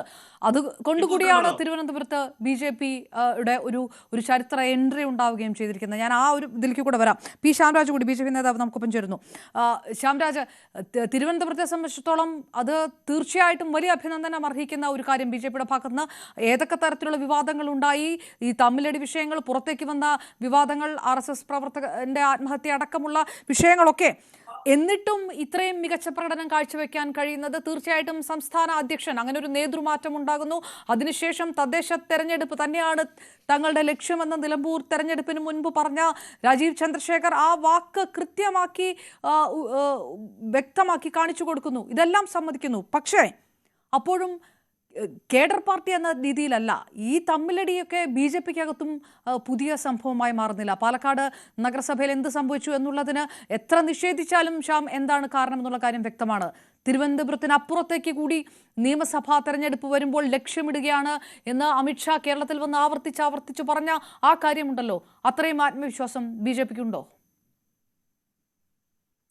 അപർണ, തീർച്ചയായിട്ടും ഞാൻ ആ ചോദ്യത്തിലേക്ക് വരാം. അതിനു മുമ്പ് ഇവിടെ കോൺഗ്രസിന്റെ പ്രതിനിധി പറഞ്ഞ അദ്ദേഹം റിപ്പീറ്റ് ചെയ്തിട്ട് RSS ഇങ്ങനെ പറയുകയാണ്. ഒന്ന്, കേരളത്തിൽ ഈ ഇലക്ഷന്റെ തെരഞ്ഞെടുപ്പിന്റെ റിസൾട്ട് ഇന്നലെ മിനിയാന്നൊക്കെ ആയിട്ട് വന്നതിന് ശേഷം പ്രത്യേകിച്ച് കണ്ണൂരെ കോൺഗ്രസ്സുകാരുടെയൊക്കെ കഴുത്തിൽ കത്തി വെച്ചുകൊണ്ടിരിക്കുക കമ്മ്യൂണിസ്റ്റുകാര്. ആ കഴുത്തിൽ കത്തിയിരുന്നിട്ടാണ് RSS എന്ന് പറഞ്ഞിട്ട് കിടന്നിട്ട് വെറുതെ വർത്താനം പറയും. ഇത് ഒരു കാര്യം ഇവര് കമ്മ്യൂണിസ്റ്റ് പാർട്ടി കോൺഗ്രസ് പാർട്ടിയൊക്കെ മനസ്സിലാക്കേണ്ടത്. ഇപ്പൊ ഞങ്ങള് മൃഗീയ ഭൂരിപക്ഷമുള്ള എത്രയോ സംസ്ഥാനങ്ങളുണ്ട്, അല്ലെങ്കിൽ ഇന്ന് രാജ്യം കഴിഞ്ഞ 10-11 വർഷമായിട്ട് ഞങ്ങൾ ഭരിച്ചുകൊണ്ടിരിക്കലാണ്. അവിടെയൊന്നും ഒരു കോൺഗ്രസ്സുകാരൻ ഇങ്ങനെ അടി കണ്ടിട്ട് ചുരുണ്ട് ഓടിയിട്ടൊന്നുമില്ല, അല്ലെങ്കിൽ തിരിച്ച് സംഭവിച്ചിട്ടൊന്നുമില്ല. ഇപ്പോ രാജസ്ഥാനിലാണ് അമ്രാറാം എന്ന് പറയുന്ന CPM-ന്റെ ഒരു MP ഉള്ളത്. അദ്ദേഹത്തിന്റെ ഓഫീസിന്റെ മേലെ ഒരു ചെറിയൊരു കല്ലെടുത്തിട്ട് പോലും ഏറ് പോലും ഉണ്ടായിട്ടില്ല. മറുവശത്തോടെ കമ്മ്യൂണിസ്റ്റ് പാർട്ടി വലിയ അക്രമം അഴിച്ചുകൊണ്ടിരിക്കുക, കോൺഗ്രസ്സുകാരന്റെ കഴുത്തിൽ കത്തി വെച്ചുകൊണ്ടിരിക്കുക. അന്നേരമെങ്കിലും അതിനെതിരെ ഒരു അക്ഷരം മിണ്ടാതെ ഈ RSS-നെതിരെ പറയുന്നതൊക്കെ ജമാഅത്ത് ജമാഅത്തെ ഇസ്ലാമിനെ പോലെയും പോപ്പുലർ ഫ്രണ്ടിനെ പോലെയൊക്കെയുള്ള അതിതീവ്ര മത തീവ്രവാദികളെ സന്തോഷിപ്പിക്കാൻ വേണ്ടിയിട്ടാണ് എന്നുള്ള കാര്യം നിങ്ങൾ പറഞ്ഞില്ലെങ്കിലും ജനങ്ങൾക്ക് മനസ്സിലാകും എന്നൊന്ന് മനസ്സിലാക്കിയാൽ നല്ലതാണ്. അതാണ് എനിക്കൊന്നാമതായിട്ട് സൂചിപ്പിക്കാൻ വേണ്ടിയിട്ടുള്ളത്. രണ്ടാമതായിട്ട് പറഞ്ഞ ഈ തെരഞ്ഞെടുപ്പ് റിസൾട്ട് എന്ന് പറയുന്നത് കേരള രാഷ്ട്രീയത്തിലെ വലിയൊരു മാറ്റമാണ്. ഞങ്ങളെ സംബന്ധിച്ചിടത്തോളം വലിയൊരു മൈൽ സ്റ്റോൺ കൂടിയാണ് ഈ തെരഞ്ഞെടുപ്പ് എന്ന് പറയുന്നത്. കാരണം നിങ്ങൾ ഇതുവരെയുള്ള നിങ്ങളുടെ ആർക്കൈവ്സിലുള്ള ചർച്ചകളടക്കം എടുത്തു നോക്കിക്കോളൂ, അല്ലെങ്കിൽ കേരളത്തിന്റെ പൊതുസമൂഹത്തിൽ ഉണ്ടായിട്ടുള്ള ഒരു മാറ്റം നിങ്ങൾ എടുത്തു നോക്കിക്കോളൂ. ഇപ്പൊ ഇത്തവണ UDF മേൽക്കൈ ഉണ്ടായി എന്ന് പറയുമ്പോഴും അത് ഓരോ തവണ ഇടപെട്ട് കേരളത്തിൽ സംഭവിക്കുന്നതാണ്. അതിലൊരു മാറ്റം ഉണ്ടായിട്ടുള്ളത് കഴിഞ്ഞ നിയമസഭാ തെരഞ്ഞെടുപ്പിൽ മാത്രമാണ്. കേരളം രൂപീകൃതമായതിനു ശേഷമുള്ള ഈ 2025 വരെയും ഒന്നുകിൽ LDF അല്ലെങ്കിൽ UDF എന്നുള്ള രീതിയിലാണ് ബഹുഭൂരിപക്ഷ സമയങ്ങളിലും വന്നിട്ടുള്ളത്. അത് അങ്ങനെ കേരളത്തിലെ ജനത മാറി മാറി മാറി ഇടതുകാലിലെ മന്ദിനെ വലതുകാലിലോട്ട് പരീക്ഷിച്ചുകൊണ്ടിരിക്കുകയാണ്. പക്ഷെ ഇത്തവണ കേരള ജനത പറയും ഞങ്ങൾക്ക് അങ്ങനെ കാലിലെ മന്ത് അങ്ങനെ അങ്ങോട്ടും ഇങ്ങോട്ടും മാറ്റാൻ വേണ്ടി താല്പര്യമില്ല, ഞങ്ങൾക്ക് അതല്ലാത്ത ഒരു കാലാണ് വേണ്ടത് എന്ന് പറഞ്ഞിട്ട് BJP ഒരു വിന്നബിലിറ്റി ഉള്ള ഒരു പൊളിറ്റിക്കൽ പാർട്ടിയാണെന്ന് കേരളത്തിലെ ജനത അംഗീകരിച്ചു വന്നു. അതുകൊണ്ടാണ് തിരുവനന്തപുരം കോർപ്പറേഷൻ പോലെ കേരളത്തിന്റെ തലസ്ഥാനമല്ലേ, കേരളത്തിന്റെ തലസ്ഥാനം പോലെ ഒരു സ്ഥലം BJPയുടെ കൈകളിലേക്ക് അതും അതിവ്യക്തമായിട്ടുള്ള ഭൂരിപക്ഷത്തിലൂടെ തന്നതിന്റെ അർത്ഥം കേരള ജനത മൂന്നാം ഓൾട്ടർനേറ്റീവിനെ കുറിച്ചിട്ട് ചിന്തിക്കുന്നു എന്നുള്ളതാണ്. ഇതിനകത്ത് കഴിഞ്ഞ കാലം അത്രയും ഞങ്ങൾ നേരിടുന്ന വലിയൊരു പ്രശ്നം എന്ന് പറയുന്നത് ഇടതുപക്ഷം ഭരിക്കുന്ന സമയത്ത് സ്വാഭാവികമായിട്ടും സർക്കാരിനെതിരെ ഒരു വികാരം ഉണ്ടാകുമ്പോൾ അത് രണ്ടാം കക്ഷി എന്നുള്ള നിലയിൽ പലപ്പോഴും ഭൂരിഭാഗം സമയത്തും പോയിക്കൊണ്ടിരുന്നത് UDF-നെതിരെയാണ്. തിരിച്ച് UDF ഭരിക്കുന്ന കാലത്ത് പൂർണ്ണമായിട്ടും പോയിക്കൊണ്ടിരുന്നത് ഇടതുപക്ഷത്തിനെതിരെയാണ്. അത് മാറിയിട്ട് ഇടതുപക്ഷവും UDF-ഉം അല്ല NDA-ക്ക് വോട്ട് ചെയ്യാം, NDA വന്നു കഴിഞ്ഞാൽ നന്നായിരിക്കും എന്ന് ചിന്തിക്കുന്ന വലിയൊരു ജനസമൂഹം കേരളത്തിൽ ഉണ്ടായി കഴിഞ്ഞു. ഈ തെരഞ്ഞെടുപ്പിന്റെ പ്രത്യേകത എന്ന് പറയുന്നത് കേരളത്തിലെ കഴിഞ്ഞ തവണ ഞങ്ങൾക്ക് പ്രാതിനിധ്യമില്ലാതിരുന്ന 100-ലധികം വരുന്ന പഞ്ചായത്തുകളിൽ ഇത്തവണ ഞങ്ങൾക്ക് പ്രാതിനിധ്യം ഉണ്ടായി എന്നുള്ളതാണ്. അതായത് കേരളത്തിൽ തിരുവനന്തപുരം മുതൽ കാസർഗോഡ് വരെ, അതായത് തിരുവനന്തപുരത്ത് നമ്മുടെ തലസ്ഥാനത്തെ കോർപ്പറേഷൻ പറയുമ്പോൾ തന്നെ ട്രൈബൽ ഏരിയകളിൽ അടക്കം ഞങ്ങൾക്ക് വലിയ മുന്നേറ്റം ഉണ്ടായിട്ടുണ്ട്. അപ്പൊ അത്തരത്തില് നാടെന്നോ നഗരമെന്നോ ഏതെങ്കിലും ജാതി മത ഭേദമന്യേ മുഴുവനിടങ്ങൾക്ക് വേണമെങ്കിലും BJPക്ക് വലിയ പ്രാധാന്യമുണ്ടായി, പ്രാതിനിധ്യം ഉണ്ടായി എന്നുള്ളതാണ് ഈ തെരഞ്ഞെടുപ്പ് കാണിക്കുന്നത്. അതുകൊണ്ട് തന്നെ ഈ ഒരു തെരഞ്ഞെടുപ്പ് ഒരു മൈൽ സ്റ്റോൺ ആണ് എന്ന് തന്നെയാണ് ഞങ്ങൾ കരുതുന്നത്. അതിനകത്ത് മറ്റൊരു രണ്ടാമത്തെ കാര്യം കൂടി ഞാൻ പറയാം. ഇപ്പോൾ കഴിഞ്ഞ ഒരു 10-11 വർഷമായിട്ട് നിങ്ങൾ എടുത്തു നോക്കിക്കോളൂ, കേരളത്തിലെ തന്നെ ഏതൊരു സർവേയും എടുത്തു നോക്കിക്കോളൂ, ഈ രാജ്യത്തെ ഏറ്റവും കരുത്തനായിട്ടുള്ള നേതാവ് ആര് എന്നുള്ള ചോദ്യത്തിന് കേരള ജനതയും പറയുന്ന ഉത്തരം നരേന്ദ്രമോദി എന്ന് തന്നെയാണ്. പക്ഷെ അവിടെയും ഞങ്ങൾ നേരിട്ടിരുന്ന ഒരു പ്രശ്നം, ഞങ്ങളുടെ ഒരു വിന്നബിലിറ്റി എന്ന് പറയുന്നതിനൊക്കെ കേരള ജനത ചിന്തിച്ചിട്ടുണ്ടോ എന്നുള്ളതായിരുന്നു. അതിനുത്തരം ഞങ്ങൾക്ക് കൊടുക്കാൻ വേണ്ടിയിട്ട് പറ്റി. അപ്പൊ ഇനി വരാൻ പോകുന്ന നിയമസഭാ തെരഞ്ഞെടുപ്പിൽ സത്യത്തിൽ തെരഞ്ഞെടുപ്പിൽ മത്സരം വരുന്നത് UDF NDA തന്നെ തമ്മിലായിരിക്കും. കാരണം അത് സ്വാഭാവികമായിട്ടും അവരാണ് വിന്നബിലിറ്റിയുള്ള ഒരു പാർട്ടി എന്ന് കേരള ജനത കരുതുന്നുണ്ടെങ്കിൽ തേർഡ് ഓപ്ഷൻ തേടുമ്പോഴത്തേക്ക് തീർച്ചയായിട്ടും ഞങ്ങളിലൊക്കെ ആയിരിക്കും പോരുക. അപ്പൊ അങ്ങനെ ഒരു വിശാലമായിട്ടുള്ള കാഴ്ചപ്പാടിൽ ഇപ്പോൾ അവിടെ ഇവിടെ 1-2 സീറ്റുകളുടെ വ്യത്യാസത്തിന് അപ്പുറത്തേക്ക് അതൊക്കെ ഉണ്ടാവുക തന്നെ ഒരു പൊളിറ്റിക്കൽ പാർട്ടിയെ സംബന്ധിച്ചിടത്തോളം. അങ്ങോട്ടും ഇങ്ങോട്ടും 1-2 സീറ്റുകളുടെ വ്യത്യാസമൊക്കെ ഉണ്ടാവുക തന്നെ ചെയ്യും. പക്ഷെ അതിനപ്പുറത്തേക്ക് ആസ് എ ഹോൾ പൂർണ്ണമായി ചിന്തിക്കുന്ന സമയത്ത്, കേരളത്തിന്റെ പൊതു രാഷ്ട്രീയ ചിത്രം ചിന്തിക്കുന്ന സമയത്ത് ഞങ്ങൾ കേരളത്തിലെ മൂന്നാം കക്ഷിയും രംഗപ്രവേശനം കൃത്യമായിട്ട് അത് കുറെ കാലമായിട്ട് പറയുന്നുണ്ടെങ്കിലും ഒരു വിജയിപ്പിച്ച് നിങ്ങൾ ഇതാ ഭരിച്ചോളൂ എന്ന് പറഞ്ഞ് ജനങ്ങൾ തരുന്ന രീതിയിലേക്ക് ഞങ്ങൾ മാറിയിരിക്കുന്നു എന്നുള്ളതാണ് ഏറ്റവും വലിയ മാറ്റം എന്ന് പറയുന്നത്. അതിന്റെ കാരണം എന്താ? ഒന്ന്, ഞാൻ സൂചിപ്പിച്ചതുപോലെ ഈ കേരളത്തിലെ ഇടതുപക്ഷ സർക്കാരിനെതിരെയുള്ള ഭീകരമായിട്ടുള്ള ജനവിരുദ്ധ വികാരം, യാതൊരു രീതിയിലും ഭരിക്കാൻ വേണ്ടി പോലും പറ്റാത്ത ഒരു അന്തരീക്ഷം. അത് ഈ ഇരട്ടക്കുട്ടികളെ പോലെയാണ്. ഒരു വശത്ത് MM മണി ഇന്നലെ പറഞ്ഞെന്താണ്, ഞങ്ങളുടെ കിറ്റ് ഞങ്ങളുടെ പെൻഷൻ വാങ്ങിയിട്ട് ഞങ്ങൾക്ക് വോട്ട് ചെയ്യാത്തവര് ഞങ്ങളെ വഞ്ചിച്ചു എന്ന് പറയുന്ന രീതിയിലുള്ള എന്തോ അടിമ ഉടമ മനോഭാവമാണ് MM മണിക്ക്. ഇപ്പൊ ഞാൻ ഇടുക്കി ജില്ലക്കാരനാണ്, എനിക്കറിയാം അവിടെ എന്താ സംഭവിക്കുന്നത്. അദ്ദേഹത്തിന്റെ വിചാരം അദ്ദേഹം വലിയ ജന്മിയാണെന്നാണ്. ജന്മിത്വത്തിനെതിരെയൊക്കെ ഇടതുപക്ഷവും CPM ഒക്കെ വലിയ വർത്തമാനവും പറയുമ്പോൾ ഈ MM മണി അദ്ദേഹം തന്നെ സ്വയം വിചാരിച്ചിരിക്കുന്ന അദ്ദേഹം അവിടുത്തെ ജന്മിയാണെന്നും ബാക്കി അവിടുത്തെ ജനങ്ങൾ മൊത്തം അടിയന്മാരും അദ്ദേഹത്തിന്റെ കൂലിക്കാരാണെന്നൊക്കെയാണ്. അതുകൊണ്ടാണ് ആ അദ്ദേഹത്തിന്റെ ഭാഗത്ത് നിന്ന് ഇത്തരത്തിലുള്ള ഒരു സ്റ്റേറ്റ്മെന്റ് വന്നിട്ടുള്ളത്. ഇതിനു മുമ്പ് മറ്റു സ്റ്റേറ്റ്മെന്റും വന്നിട്ടുണ്ട്, അതവിടെ നിൽക്കട്ടെ. ഇനി കോൺഗ്രസ് മറുഭാഗത്ത് ചെയ്യുന്നത് എന്താണ്? കോൺഗ്രസ് മറുഭാഗത്ത് ഇന്നലെ മറ്റൊരു കാര്യം കൂടി ഉണ്ടായത്, ഈ സമീപകാലത്തിൽ ആദ്യമായിട്ട് EVM-നെ കുറ്റം പറയാത്ത ഒരു എലക്ഷൻ നടന്നു എന്നുള്ളതാണ്. ഇപ്പൊ ഇന്നലെ രാഹുൽ ഗാന്ധിയുടെ സ്റ്റേറ്റ്മെന്റ് ഞാൻ ഭാവിച്ചു കേരള ജനതയ്ക്ക് സല്യൂട്ട് എന്നൊക്കെയാണ് രാഹുൽ ഗാന്ധി പറഞ്ഞത്. പക്ഷെ അത് അവർ ജയിച്ചതുകൊണ്ടാണ്. അപ്പൊ EVM-ന് ഇത്തവണ കുറ്റമില്ല. അങ്ങനെ EVM കൂടി ഇത്തവണ രക്ഷപ്പെട്ട ഒരു തെരഞ്ഞെടുപ്പ് കൂടിയാണ് എന്നും പറഞ്ഞിട്ട് ഇന്ന് അവർ ഡൽഹിയിൽ പോയിട്ട് വോട്ട് ചോരി എന്ന് പറഞ്ഞൊരു പുതിയൊരു ആരോപണം കൊണ്ടുവരികയാണ്. അപ്പോ ഒരു വശത്ത് കോൺഗ്രസ് പാർട്ടി തോക്കുമ്പോൾ EVM-നെ കുറ്റം പറയുക, EVM കൊണ്ടുവന്നാരാന്നുള്ള ചരിത്രത്തിൽ ഞാൻ വരാം, അടുത്ത ഞാൻ വരാം. EVM-നെ കുറ്റം പറയുക, വോട്ട് ചോരി എന്ന് പറയുക, വോട്ടർ പട്ടിക ആക്ഷേപിക്കുക, ജയിച്ചു കഴിയുമ്പോൾ EVM നല്ലതാണ്, വോട്ടർ പട്ടിക നല്ലതാണ്, ഇലക്ഷൻ കമ്മീഷൻ നല്ലതാണ്, സൂപ്പറാണ്, ഒരു പ്രശ്നമില്ല എന്നുള്ള ഇവരുടെ ഇരട്ട നിലപാടും മറുവശത്ത് ഇലക്ഷൻ തോറ്റു കഴിയുമ്പോഴത്തേക്ക് വോട്ടർമാരെ കുറ്റം പറയുന്ന LDF നിലപാടും ഇതൊക്കെ ജനം തിരിച്ചറിഞ്ഞു. ഇതൊക്കെ കേരള ജനത കൃത്യമായി തിരിച്ചറിഞ്ഞിട്ടുണ്ട്. അതിന്റെ ഒരു റിസൾട്ട് കൂടിയാണ് വന്നിട്ടുള്ളത്. അപ്പൊ ഇനി വരാൻ പോകുന്ന നിയമസഭാ തെരഞ്ഞെടുപ്പില് ഞങ്ങളെ സംബന്ധിച്ചിടത്തോളം ഞങ്ങൾക്ക് കൂടുതൽ ആത്മവിശ്വാസം കൂടി ആയിരിക്കുകയാണ്. കേരള ജനതയ്ക്കും കൂടുതൽ ആത്മവിശ്വാസം കൂടി ആയിരിക്കുകയാണ്. അതിന്റെ പ്രതിഫലനമാണ് കണ്ടിട്ടുള്ളത്. ഇപ്പൊ നിങ്ങൾ കേരളത്തിലെ കോർപ്പറേഷനുകൾ മൊത്തം എടുത്തു. തിരുവനന്തപുരം കോർപ്പറേഷൻ ഞങ്ങൾ 150 സീറ്റ് എടുത്തിട്ടുണ്ട്. അത് ഞങ്ങൾക്ക് നേടാൻ വേണ്ടി സാധിച്ചിട്ടുണ്ട്. കൊല്ലം കോർപ്പറേഷൻ ഞങ്ങൾ കഴിഞ്ഞ തവണ 6,000, ഇത്തവണ 13,000. കോഴിക്കോട് കോർപ്പറേഷൻ കഴിഞ്ഞ തവണ ഞങ്ങൾക്ക് 7,000, ഇത്തവണ അത് 13,000. കണ്ണൂർ 1 ഞങ്ങൾക്കുണ്ടായിരുന്നത് 4,000. തൃശ്ശൂർ 6 ഞങ്ങൾക്കുണ്ടായിരുന്നത് 8,000. അപ്പൊ മുഴുവൻ കോർപ്പറേഷനും ഞങ്ങൾക്ക് വലിയ പ്രാതിനിധ്യം ഉണ്ടാക്കാൻ വേണ്ടി സാധിച്ചു. ഇനി മറ്റ് പഞ്ചായത്തുകൾ ഞങ്ങൾക്ക് വലിയൊരു മുന്നേറ്റം ഉണ്ടാക്കാൻ വേണ്ടി സാധിച്ചു. അപ്പൊ ഇതൊക്കെ സൂചിപ്പിക്കുന്നത് കേരളത്തിന്റെ രാഷ്ട്രീയ ചിത്രം മാറുന്നു എന്നുള്ളത് തന്നെയാണ്. അത് മനസ്സിലാക്കുന്നവർക്ക് മനസ്സിലാക്കാം. ഞങ്ങൾക്ക് ഒരു നിർബന്ധമില്ല. ഞങ്ങൾ മനസ്സിലാക്കുന്നുണ്ട്, കേരള ജനതയും മനസ്സിലാക്കുന്നുണ്ട്. മറുവശത്ത് കോൺഗ്രസ് പാർട്ടിക്കും കമ്മ്യൂണിസ്റ്റ് പാർട്ടിക്കും ഇങ്ങനെ അങ്ങോട്ടും ഇങ്ങോട്ടും ജമാഅത്തെ ഇസ്ലാമിയുടെ വോട്ടിന് വേണ്ടിയിട്ട് തല്ലുകൂടാം. ഒരു കാര്യം കൂടി പറഞ്ഞിട്ട് നിർത്താം. നോക്കൂ, ഇന്ന് കേരളത്തിലെ ഏറ്റവും വലിയ വർഗീയ പാർട്ടി ആരാണ്? ഏറ്റവും കൂടുതൽ വർഗീയത പറയുന്നതും വർഗീയ പാർട്ടിയും കോൺഗ്രസ് ആണെന്ന്. ഇവരിങ്ങനെ ഈ ഒരു പഞ്ചസാരയിൽ പൊതിഞ്ഞ് വിഷം തന്നാലും വിഷം തന്നെയാണ്. നോക്കൂ, ജമാഅത്തെ ഇസ്ലാമിയെ പോലെ ജനാധിപത്യത്തിൽ വിശ്വസിക്കാത്ത ഇസ്ലാമിക ഭരണം, ശരീഅത്ത് ഭരണം നാട്ടിൽ വരണമെന്ന് ഇപ്പോഴും അവരുടെ കോർ ഐഡിയോളജിയിലുള്ള ജമാഅത്തെ ഇസ്ലാമി മതേതരമാണെന്നാണ് ആര് പറയുന്നത്? വി.ഡി. സതീശൻ പറയുന്നത്. ഇത്ര വലിയ മതവർഗീയ പാർട്ടി അവർ കണ്ടിട്ടുണ്ടോ?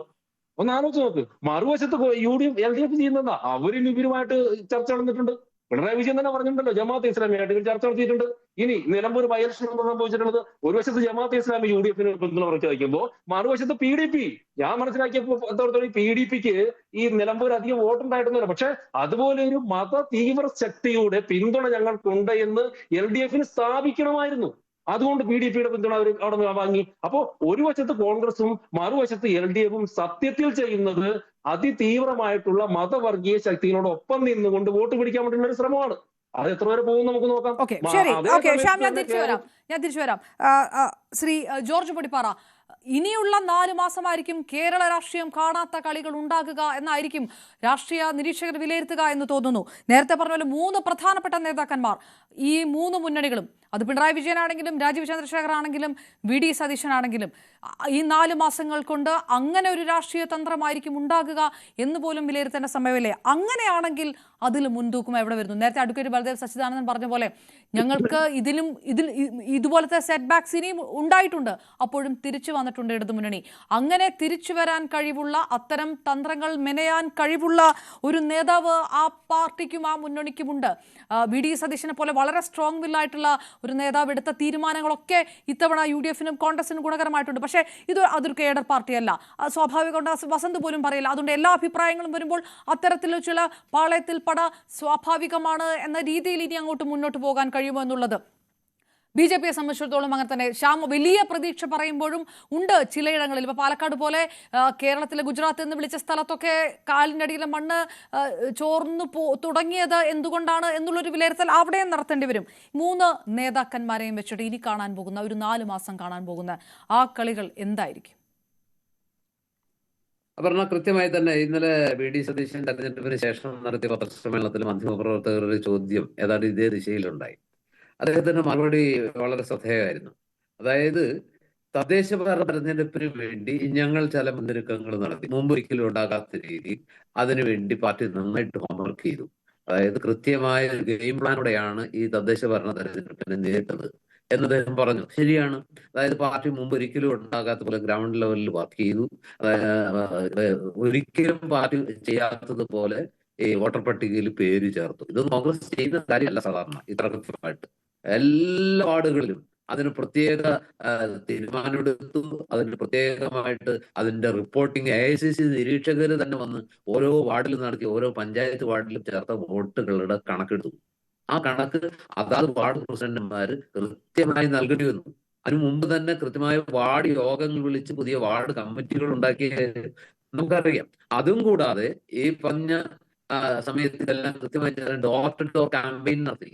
വാർഡ് കമ്മിറ്റികൾ ചേർന്ന് കുടുംബയോഗങ്ങൾ വിളിച്ചുകൂടി എല്ലാ വാർഡിലും കുടുംബ സദസ്സുകൾ, ആ വാർഡിലെ കുടുംബ സദസ്സുകൾ നടത്തി. ഇത്തരം നീക്കങ്ങളൊന്നും മുമ്പ് CPM-ഓ അല്ലെങ്കിൽ BJP-യോ ഒക്കെ ചെയ്തിട്ടുള്ളൂ. കോൺഗ്രസ് ഈ രീതിയിൽ ഒരു തെരഞ്ഞെടുപ്പിന് വേണ്ടി ഒരുങ്ങുന്ന കാഴ്ച നമ്മൾ കണ്ടിട്ടില്ല. അപ്പൊ പാർട്ടി പഠിച്ചിട്ടുണ്ട്. അതായത് വോട്ടർ പട്ടികയിൽ പേര് ചേർക്കാതെ, വോട്ട് ചെയ്യാൻ ആളില്ലാതെ എത്ര പരിശ്രമിച്ചാലും ഈ പറഞ്ഞതുപോലെ നേട്ടം ഉണ്ടാക്കാൻ കഴിയില്ല എന്ന് പാർട്ടി തിരിച്ചറിഞ്ഞിരിക്കുന്നു. അത് കഴിഞ്ഞ് ഈ കാര്യങ്ങളെല്ലാം ചെയ്ത പാർട്ടിയാണ് കോൺഗ്രസ്. അതിന്റെ കൂടെ പി.ഡി. സതീശൻ പറഞ്ഞ കാര്യമുണ്ട്, വരാനിരിക്കുന്നത് ഒരു മഹായുദ്ധമാണ്. ആ യുദ്ധത്തിന് തന്ത്രങ്ങൾ വേറെ വേണം. ഈ പറഞ്ഞ ഈ തെരഞ്ഞെടുപ്പ് ഉപയോഗിച്ച തന്ത്രങ്ങൾ കൊണ്ട് ആ തെരഞ്ഞെടുപ്പിലേക്ക് പോയാൽ ആ തെരഞ്ഞെടുപ്പിൽ ഇപ്പൊ കിട്ടിയ വിജയം കിട്ടിക്കൊള്ളുന്നില്ല. അതുകൊണ്ട് തന്ത്രങ്ങൾ മാറ്റണം, സമീപനങ്ങൾ മാറ്റണം, അതുപോലെ തന്നെ സ്ട്രാറ്റജി മാറ്റണം. ആ സ്ട്രാറ്റജി മാറ്റുമ്പോൾ അതിന്റെ കൂടെ രമേശ് ചെന്നിത്തല പറഞ്ഞ കാര്യവും അതുപോലെ തന്നെ KPCC പ്രസിഡന്റ് പറഞ്ഞ കാര്യമുണ്ട്. അവർ രണ്ടുപേരും പറഞ്ഞ കാര്യം എന്താ?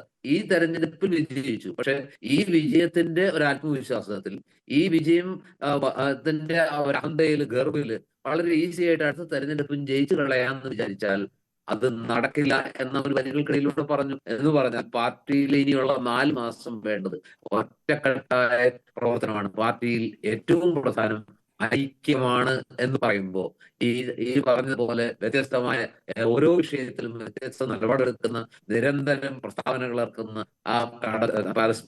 പരസ്പര വിരുദ്ധമായി പ്രഖ്യാപനം ഇറക്കുന്ന രാഹുൽ മാങ്കൂട്ടത്തിൽ വിഷയത്തിൽ എന്ന പോലെ ഇങ്ങനെ വ്യത്യസ്തമായ പ്രസ്താവനകൾ നേതാക്കൾ മാറി മാറി ഇറക്കി പാർട്ടിയെ പ്രതിസന്ധിയിലാക്കുന്ന ആ ഒരു സമീപനവുമായി മുന്നോട്ട് പോയാൽ നടക്കില്ല. പാർട്ടി കൃത്യമായ ലക്ഷ്യത്തോടെ, ഒരേ മനസ്സോടെ, ഒരേ എന്താ പറയാ ചിന്തയോടെ ഒരു എണ്ണയിട്ട യന്ത്രം പോലെ പ്രവർത്തിച്ചാൽ മാത്രമേ നടക്കുള്ളൂ. കാരണം എതിരിടുന്നത് വളരെ ശക്തമായ 2 കേഡർ പാർട്ടികളോടാണ്. ഈ ശ്യാമരാജ് പറഞ്ഞ പല കാര്യങ്ങളോട് എനിക്ക് യോജിപ്പുണ്ട്. കാരണം എന്താന്ന് വെച്ചാൽ, മുമ്പ് കേരളത്തിന്റെ രാഷ്ട്രീയം എന്ന് പറയുന്നത് CPM വിരുദ്ധതയും അല്ലെങ്കിൽ CPM അനുകൂലമായിരുന്നു. അതായത് കമ്മ്യൂണിസ്റ്റ് വിരുദ്ധ വോട്ടുകൾ ഒരൊറ്റ പെട്ടിയിൽ വീണിരുന്ന ഒരു കാലമുണ്ട്. 4-5% BJP എന്നൊരു ഘടകമായിരുന്നില്ല.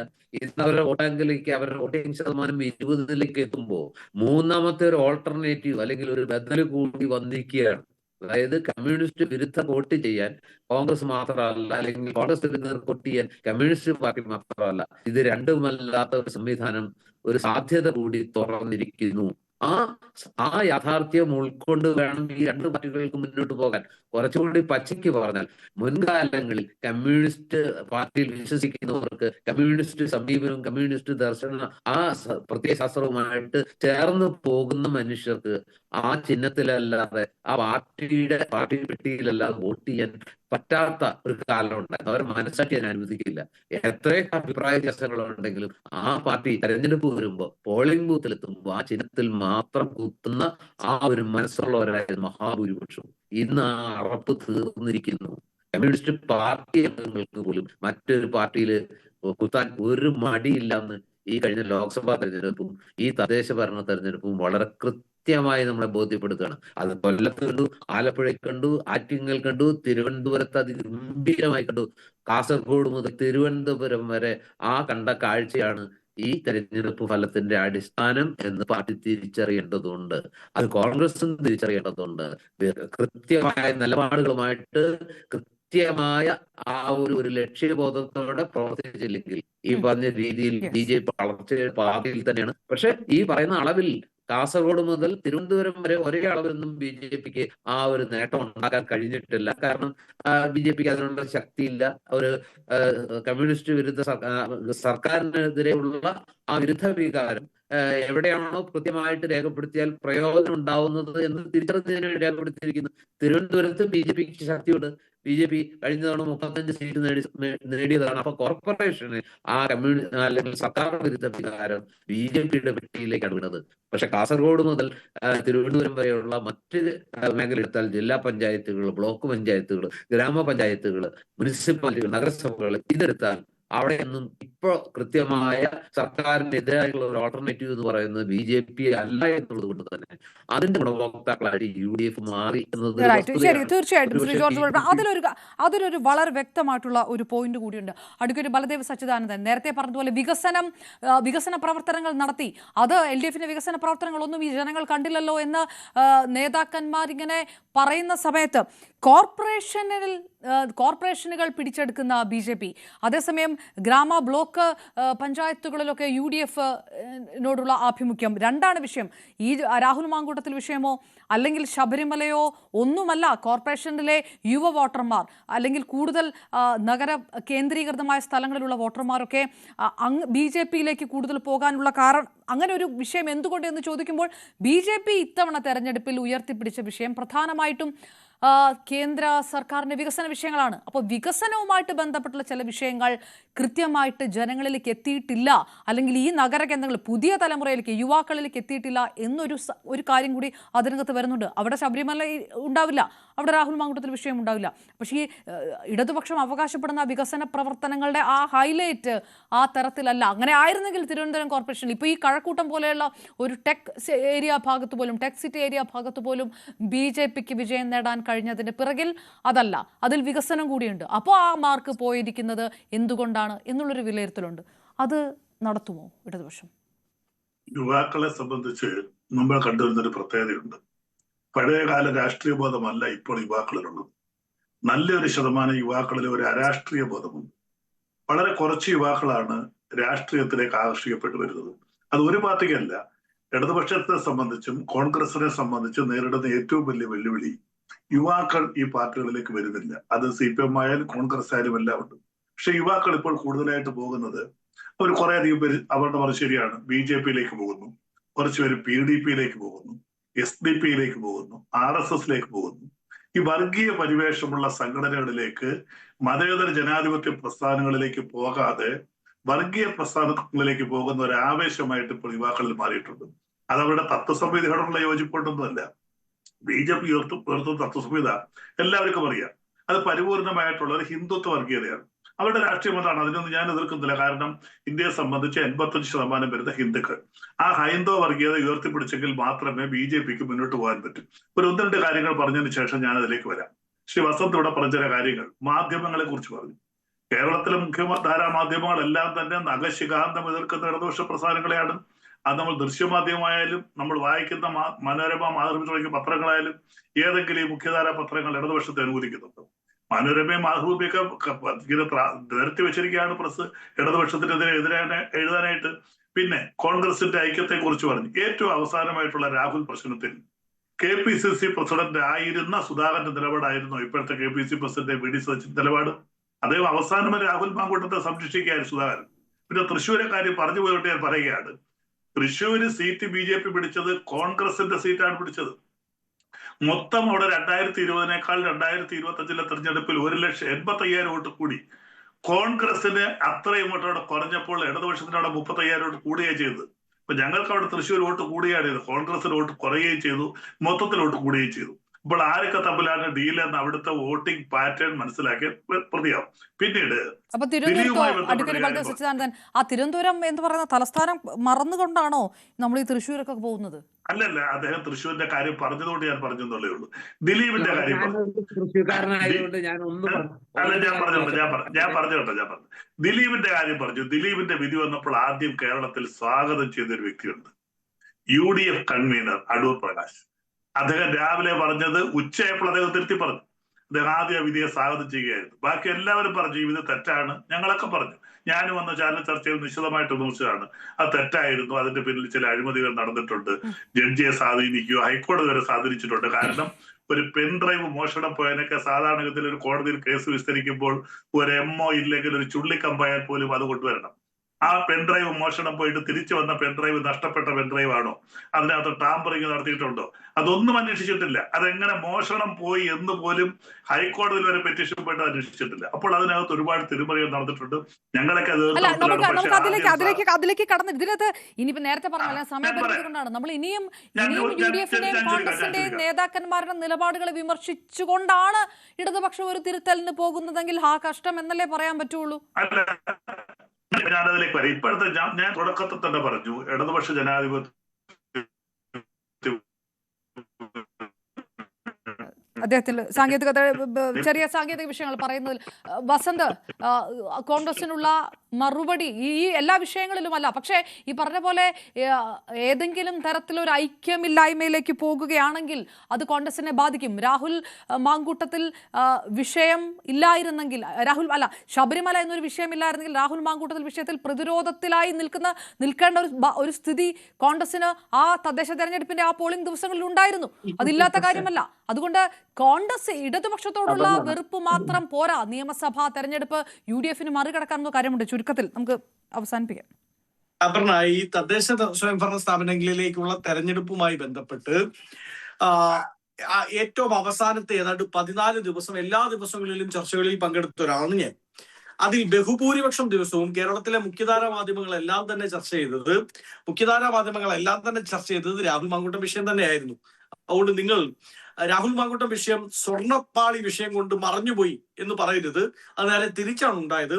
ചർച്ചാ പരിസരങ്ങളിലെല്ലാം സ്വർണ്ണപ്പാളി വിഷയം രാഹുൽ മാങ്കൂട്ടം വിഷയം കൊണ്ട് മറഞ്ഞു പോവുകയാണ് ഉണ്ടായത്. ഇനി പണ്ടത്തെ പോലെ മനോരമയും മാതൃഭൂമിയും 2-3 ചാനലുകളും പത്രങ്ങളും മാത്രമുള്ള ഒരു കാലഘട്ടമല്ല ഇത് എന്നത് ബലദേവ് സച്ചിദാനന്ദനും അറിയാമല്ലോ. ചാനലുകളുടെ കുത്തൊഴുക്കാണുള്ള ഒരു മാധ്യമ സിൻഡിക്കേറ്റ് കോൺഗ്രസിനെതിരായി പ്രവർത്തിച്ചിരുന്നു എന്നതിൽ സംശയമൊന്നുമില്ല. അപ്പോ ചെറിയ വാർത്തകൾ, കോൺഗ്രസിനെതിരായി കിട്ടുന്ന ചെറിയ വാർത്തകളെ ഉപകാരപ്പെടുത്താൻ അല്ലെങ്കിൽ അതിനെ അനാവശ്യമായി പൊലിപ്പിക്കുന്നതിലൊക്കെ വലിയ പങ്ക് വഹിച്ചു. ഇനി അദ്ദേഹം പറഞ്ഞ മറ്റൊരു കാര്യം എന്താണത്? ദിലീപ് വിഷയവുമായി ബന്ധപ്പെട്ട് UDF ചെയർമാന്റെ സ്റ്റേറ്റ്മെന്റ് ആണ്. UDF ചെയർമാൻ ആ സ്റ്റേറ്റ്മെന്റ് നടത്തി. അത് വ്യക്തിപരമായ അഭിപ്രായം എന്ന് പറഞ്ഞ് നടത്തുന്ന സ്റ്റേറ്റ്മെന്റ് 1 മണിക്കൂറിനുള്ളിൽ KPCC നേരിട്ട് ഇടപെട്ട് അങ്ങനെയല്ല, UDFന്റെ ഔദ്യോഗിക നിലപാട് ഇതല്ല എന്ന് പറയിപ്പിക്കുന്ന നിലയിലേക്ക് ഞങ്ങളുടെ പാർട്ടി എത്തിച്ചു. സംസ്ഥാന വനിതാ കമ്മീഷന്റെ അധ്യക്ഷ P സതീദേവി മുകേഷ് രാജിവെക്കേണ്ടതില്ലെന്നും അത്രമാത്രമുള്ള തീവ്രതയൊന്നും ആ കേസിന് ഇല്ല എന്നും പറഞ്ഞിട്ട്, സംസ്ഥാന വനിതാ കമ്മീഷന്റെ അധ്യക്ഷയാണ് കേട്ടോ, അവരെ ഇതുവരെ തിരുത്തിക്കാൻ സാധിക്കാത്ത പാർട്ടിയാണ് നിങ്ങളുടേത്. അപ്പോൾ ജനം ചിന്തിക്കുകയാണ്, നോക്കൂ, തെറ്റാർക്കും പറ്റും, പക്ഷെ അത് തിരുത്തിക്കുന്നതിൽ വളരെ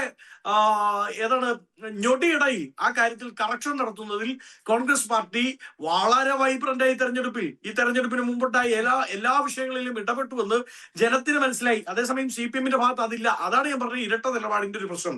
ഇനി രാഹുലിന്റെ വിഷയത്തിൽ തന്നെ ഞാൻ പറഞ്ഞല്ലോ, 1 ഡസൻ നേതാക്കൾ അവിടെ കളങ്കിതരായി നിൽക്കുമ്പോൾ അവരെ ചേർത്ത് പിടിക്കുകയാണ്. ഈ തെരഞ്ഞെടുപ്പിന്റെ തോൽവിയുമായി ബന്ധപ്പെട്ട പരാജയവുമായി ബന്ധപ്പെട്ട നിങ്ങളുടെ അവലോകനമുണ്ടല്ലോ, പത്തനംതിട്ടയിലെ അവലോകനം, അത് കുറച്ചുകൂടി നീണ്ടുപോകുമെന്നാണ് ഞാൻ പ്രതീക്ഷിക്കുന്നത്. കാരണം ഇനിയിപ്പോ ജയിലിൽ നിന്ന് ജാമ്യം കിട്ടി നിങ്ങളുടെ നേതാവ് നമ്മുടെ പത്മേട്ടൻ വരണ്ടേ? പത്മേട്ടനും കൂടി വന്ന ശേഷമല്ലേ ജില്ലാ കമ്മിറ്റി കൂടുകയുള്ളൂ. പത്മേട്ടനും കൂടി വന്ന ശേഷം, ജാമ്യം കിട്ടി ശ്രീ പത്മകുമാർ കൂടി തിരിച്ചു വന്ന ശേഷം ഈ തെരഞ്ഞെടുപ്പിൽ എങ്ങനെയാണ് പത്തനംതിട്ടയിൽ തോറ്റത് എന്ന് അവലോകന യോഗം നടത്താനിരിക്കുന്നവരാണ് ഇവർ. അവരാണ് ആരോപണം ഉയർന്നു വരുന്ന സമയത്ത് തന്നെ മാറ്റി നിർത്തിയ കോൺഗ്രസ് പാർട്ടിയെ നോക്കി ഇളിഭ്യത കാണിക്കുന്നത് എന്നത് ജനം മനസ്സിലാക്കുന്നുണ്ട്.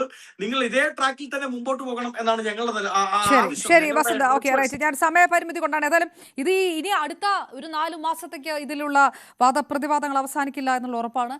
ഏതായാലും ഒറ്റ ചോദ്യമാണ് ചോദിച്ചിരുന്നത്, നിയമസഭാ തെരഞ്ഞെടുപ്പിൽ പ്രതിഫലിക്കുമോ തദ്ദേശ തെരഞ്ഞെടുപ്പ് ഫലം? കാരണം ഇതുവരെ കേരളം കണ്ട മുന്നണികളെല്ലാം അവകാശപ്പെടുന്നത് ഇത് 3 തെരഞ്ഞെടുപ്പും 3 എന്നുള്ളതാണ്. പക്ഷേ അങ്ങനെയല്ല, ജനങ്ങൾ മാറി ചിന്തിക്കുന്നു എന്നുള്ള തെളിവ് കൂടി തവണത്തെ തെരഞ്ഞെടുപ്പ് ഫലം നൽകുന്നുണ്ട് എന്നുള്ള സൂചനകൾ 82% പ്രേക്ഷകരും അതെന്നാണ് പറഞ്ഞിരിക്കുന്നത്.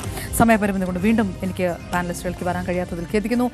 P. ശ്യാംരാജ് നന്ദി, അഡ്വക്കേറ്റ് ബലദേവ് സച്ചിദാനന്ദൻ, ജോർജ് പടിപ്പാറ, ഒപ്പം അഡ്വക്കേറ്റ് വസന്ത് തിന്നമ്പി. പൂർണ്ണമാകുന്നു.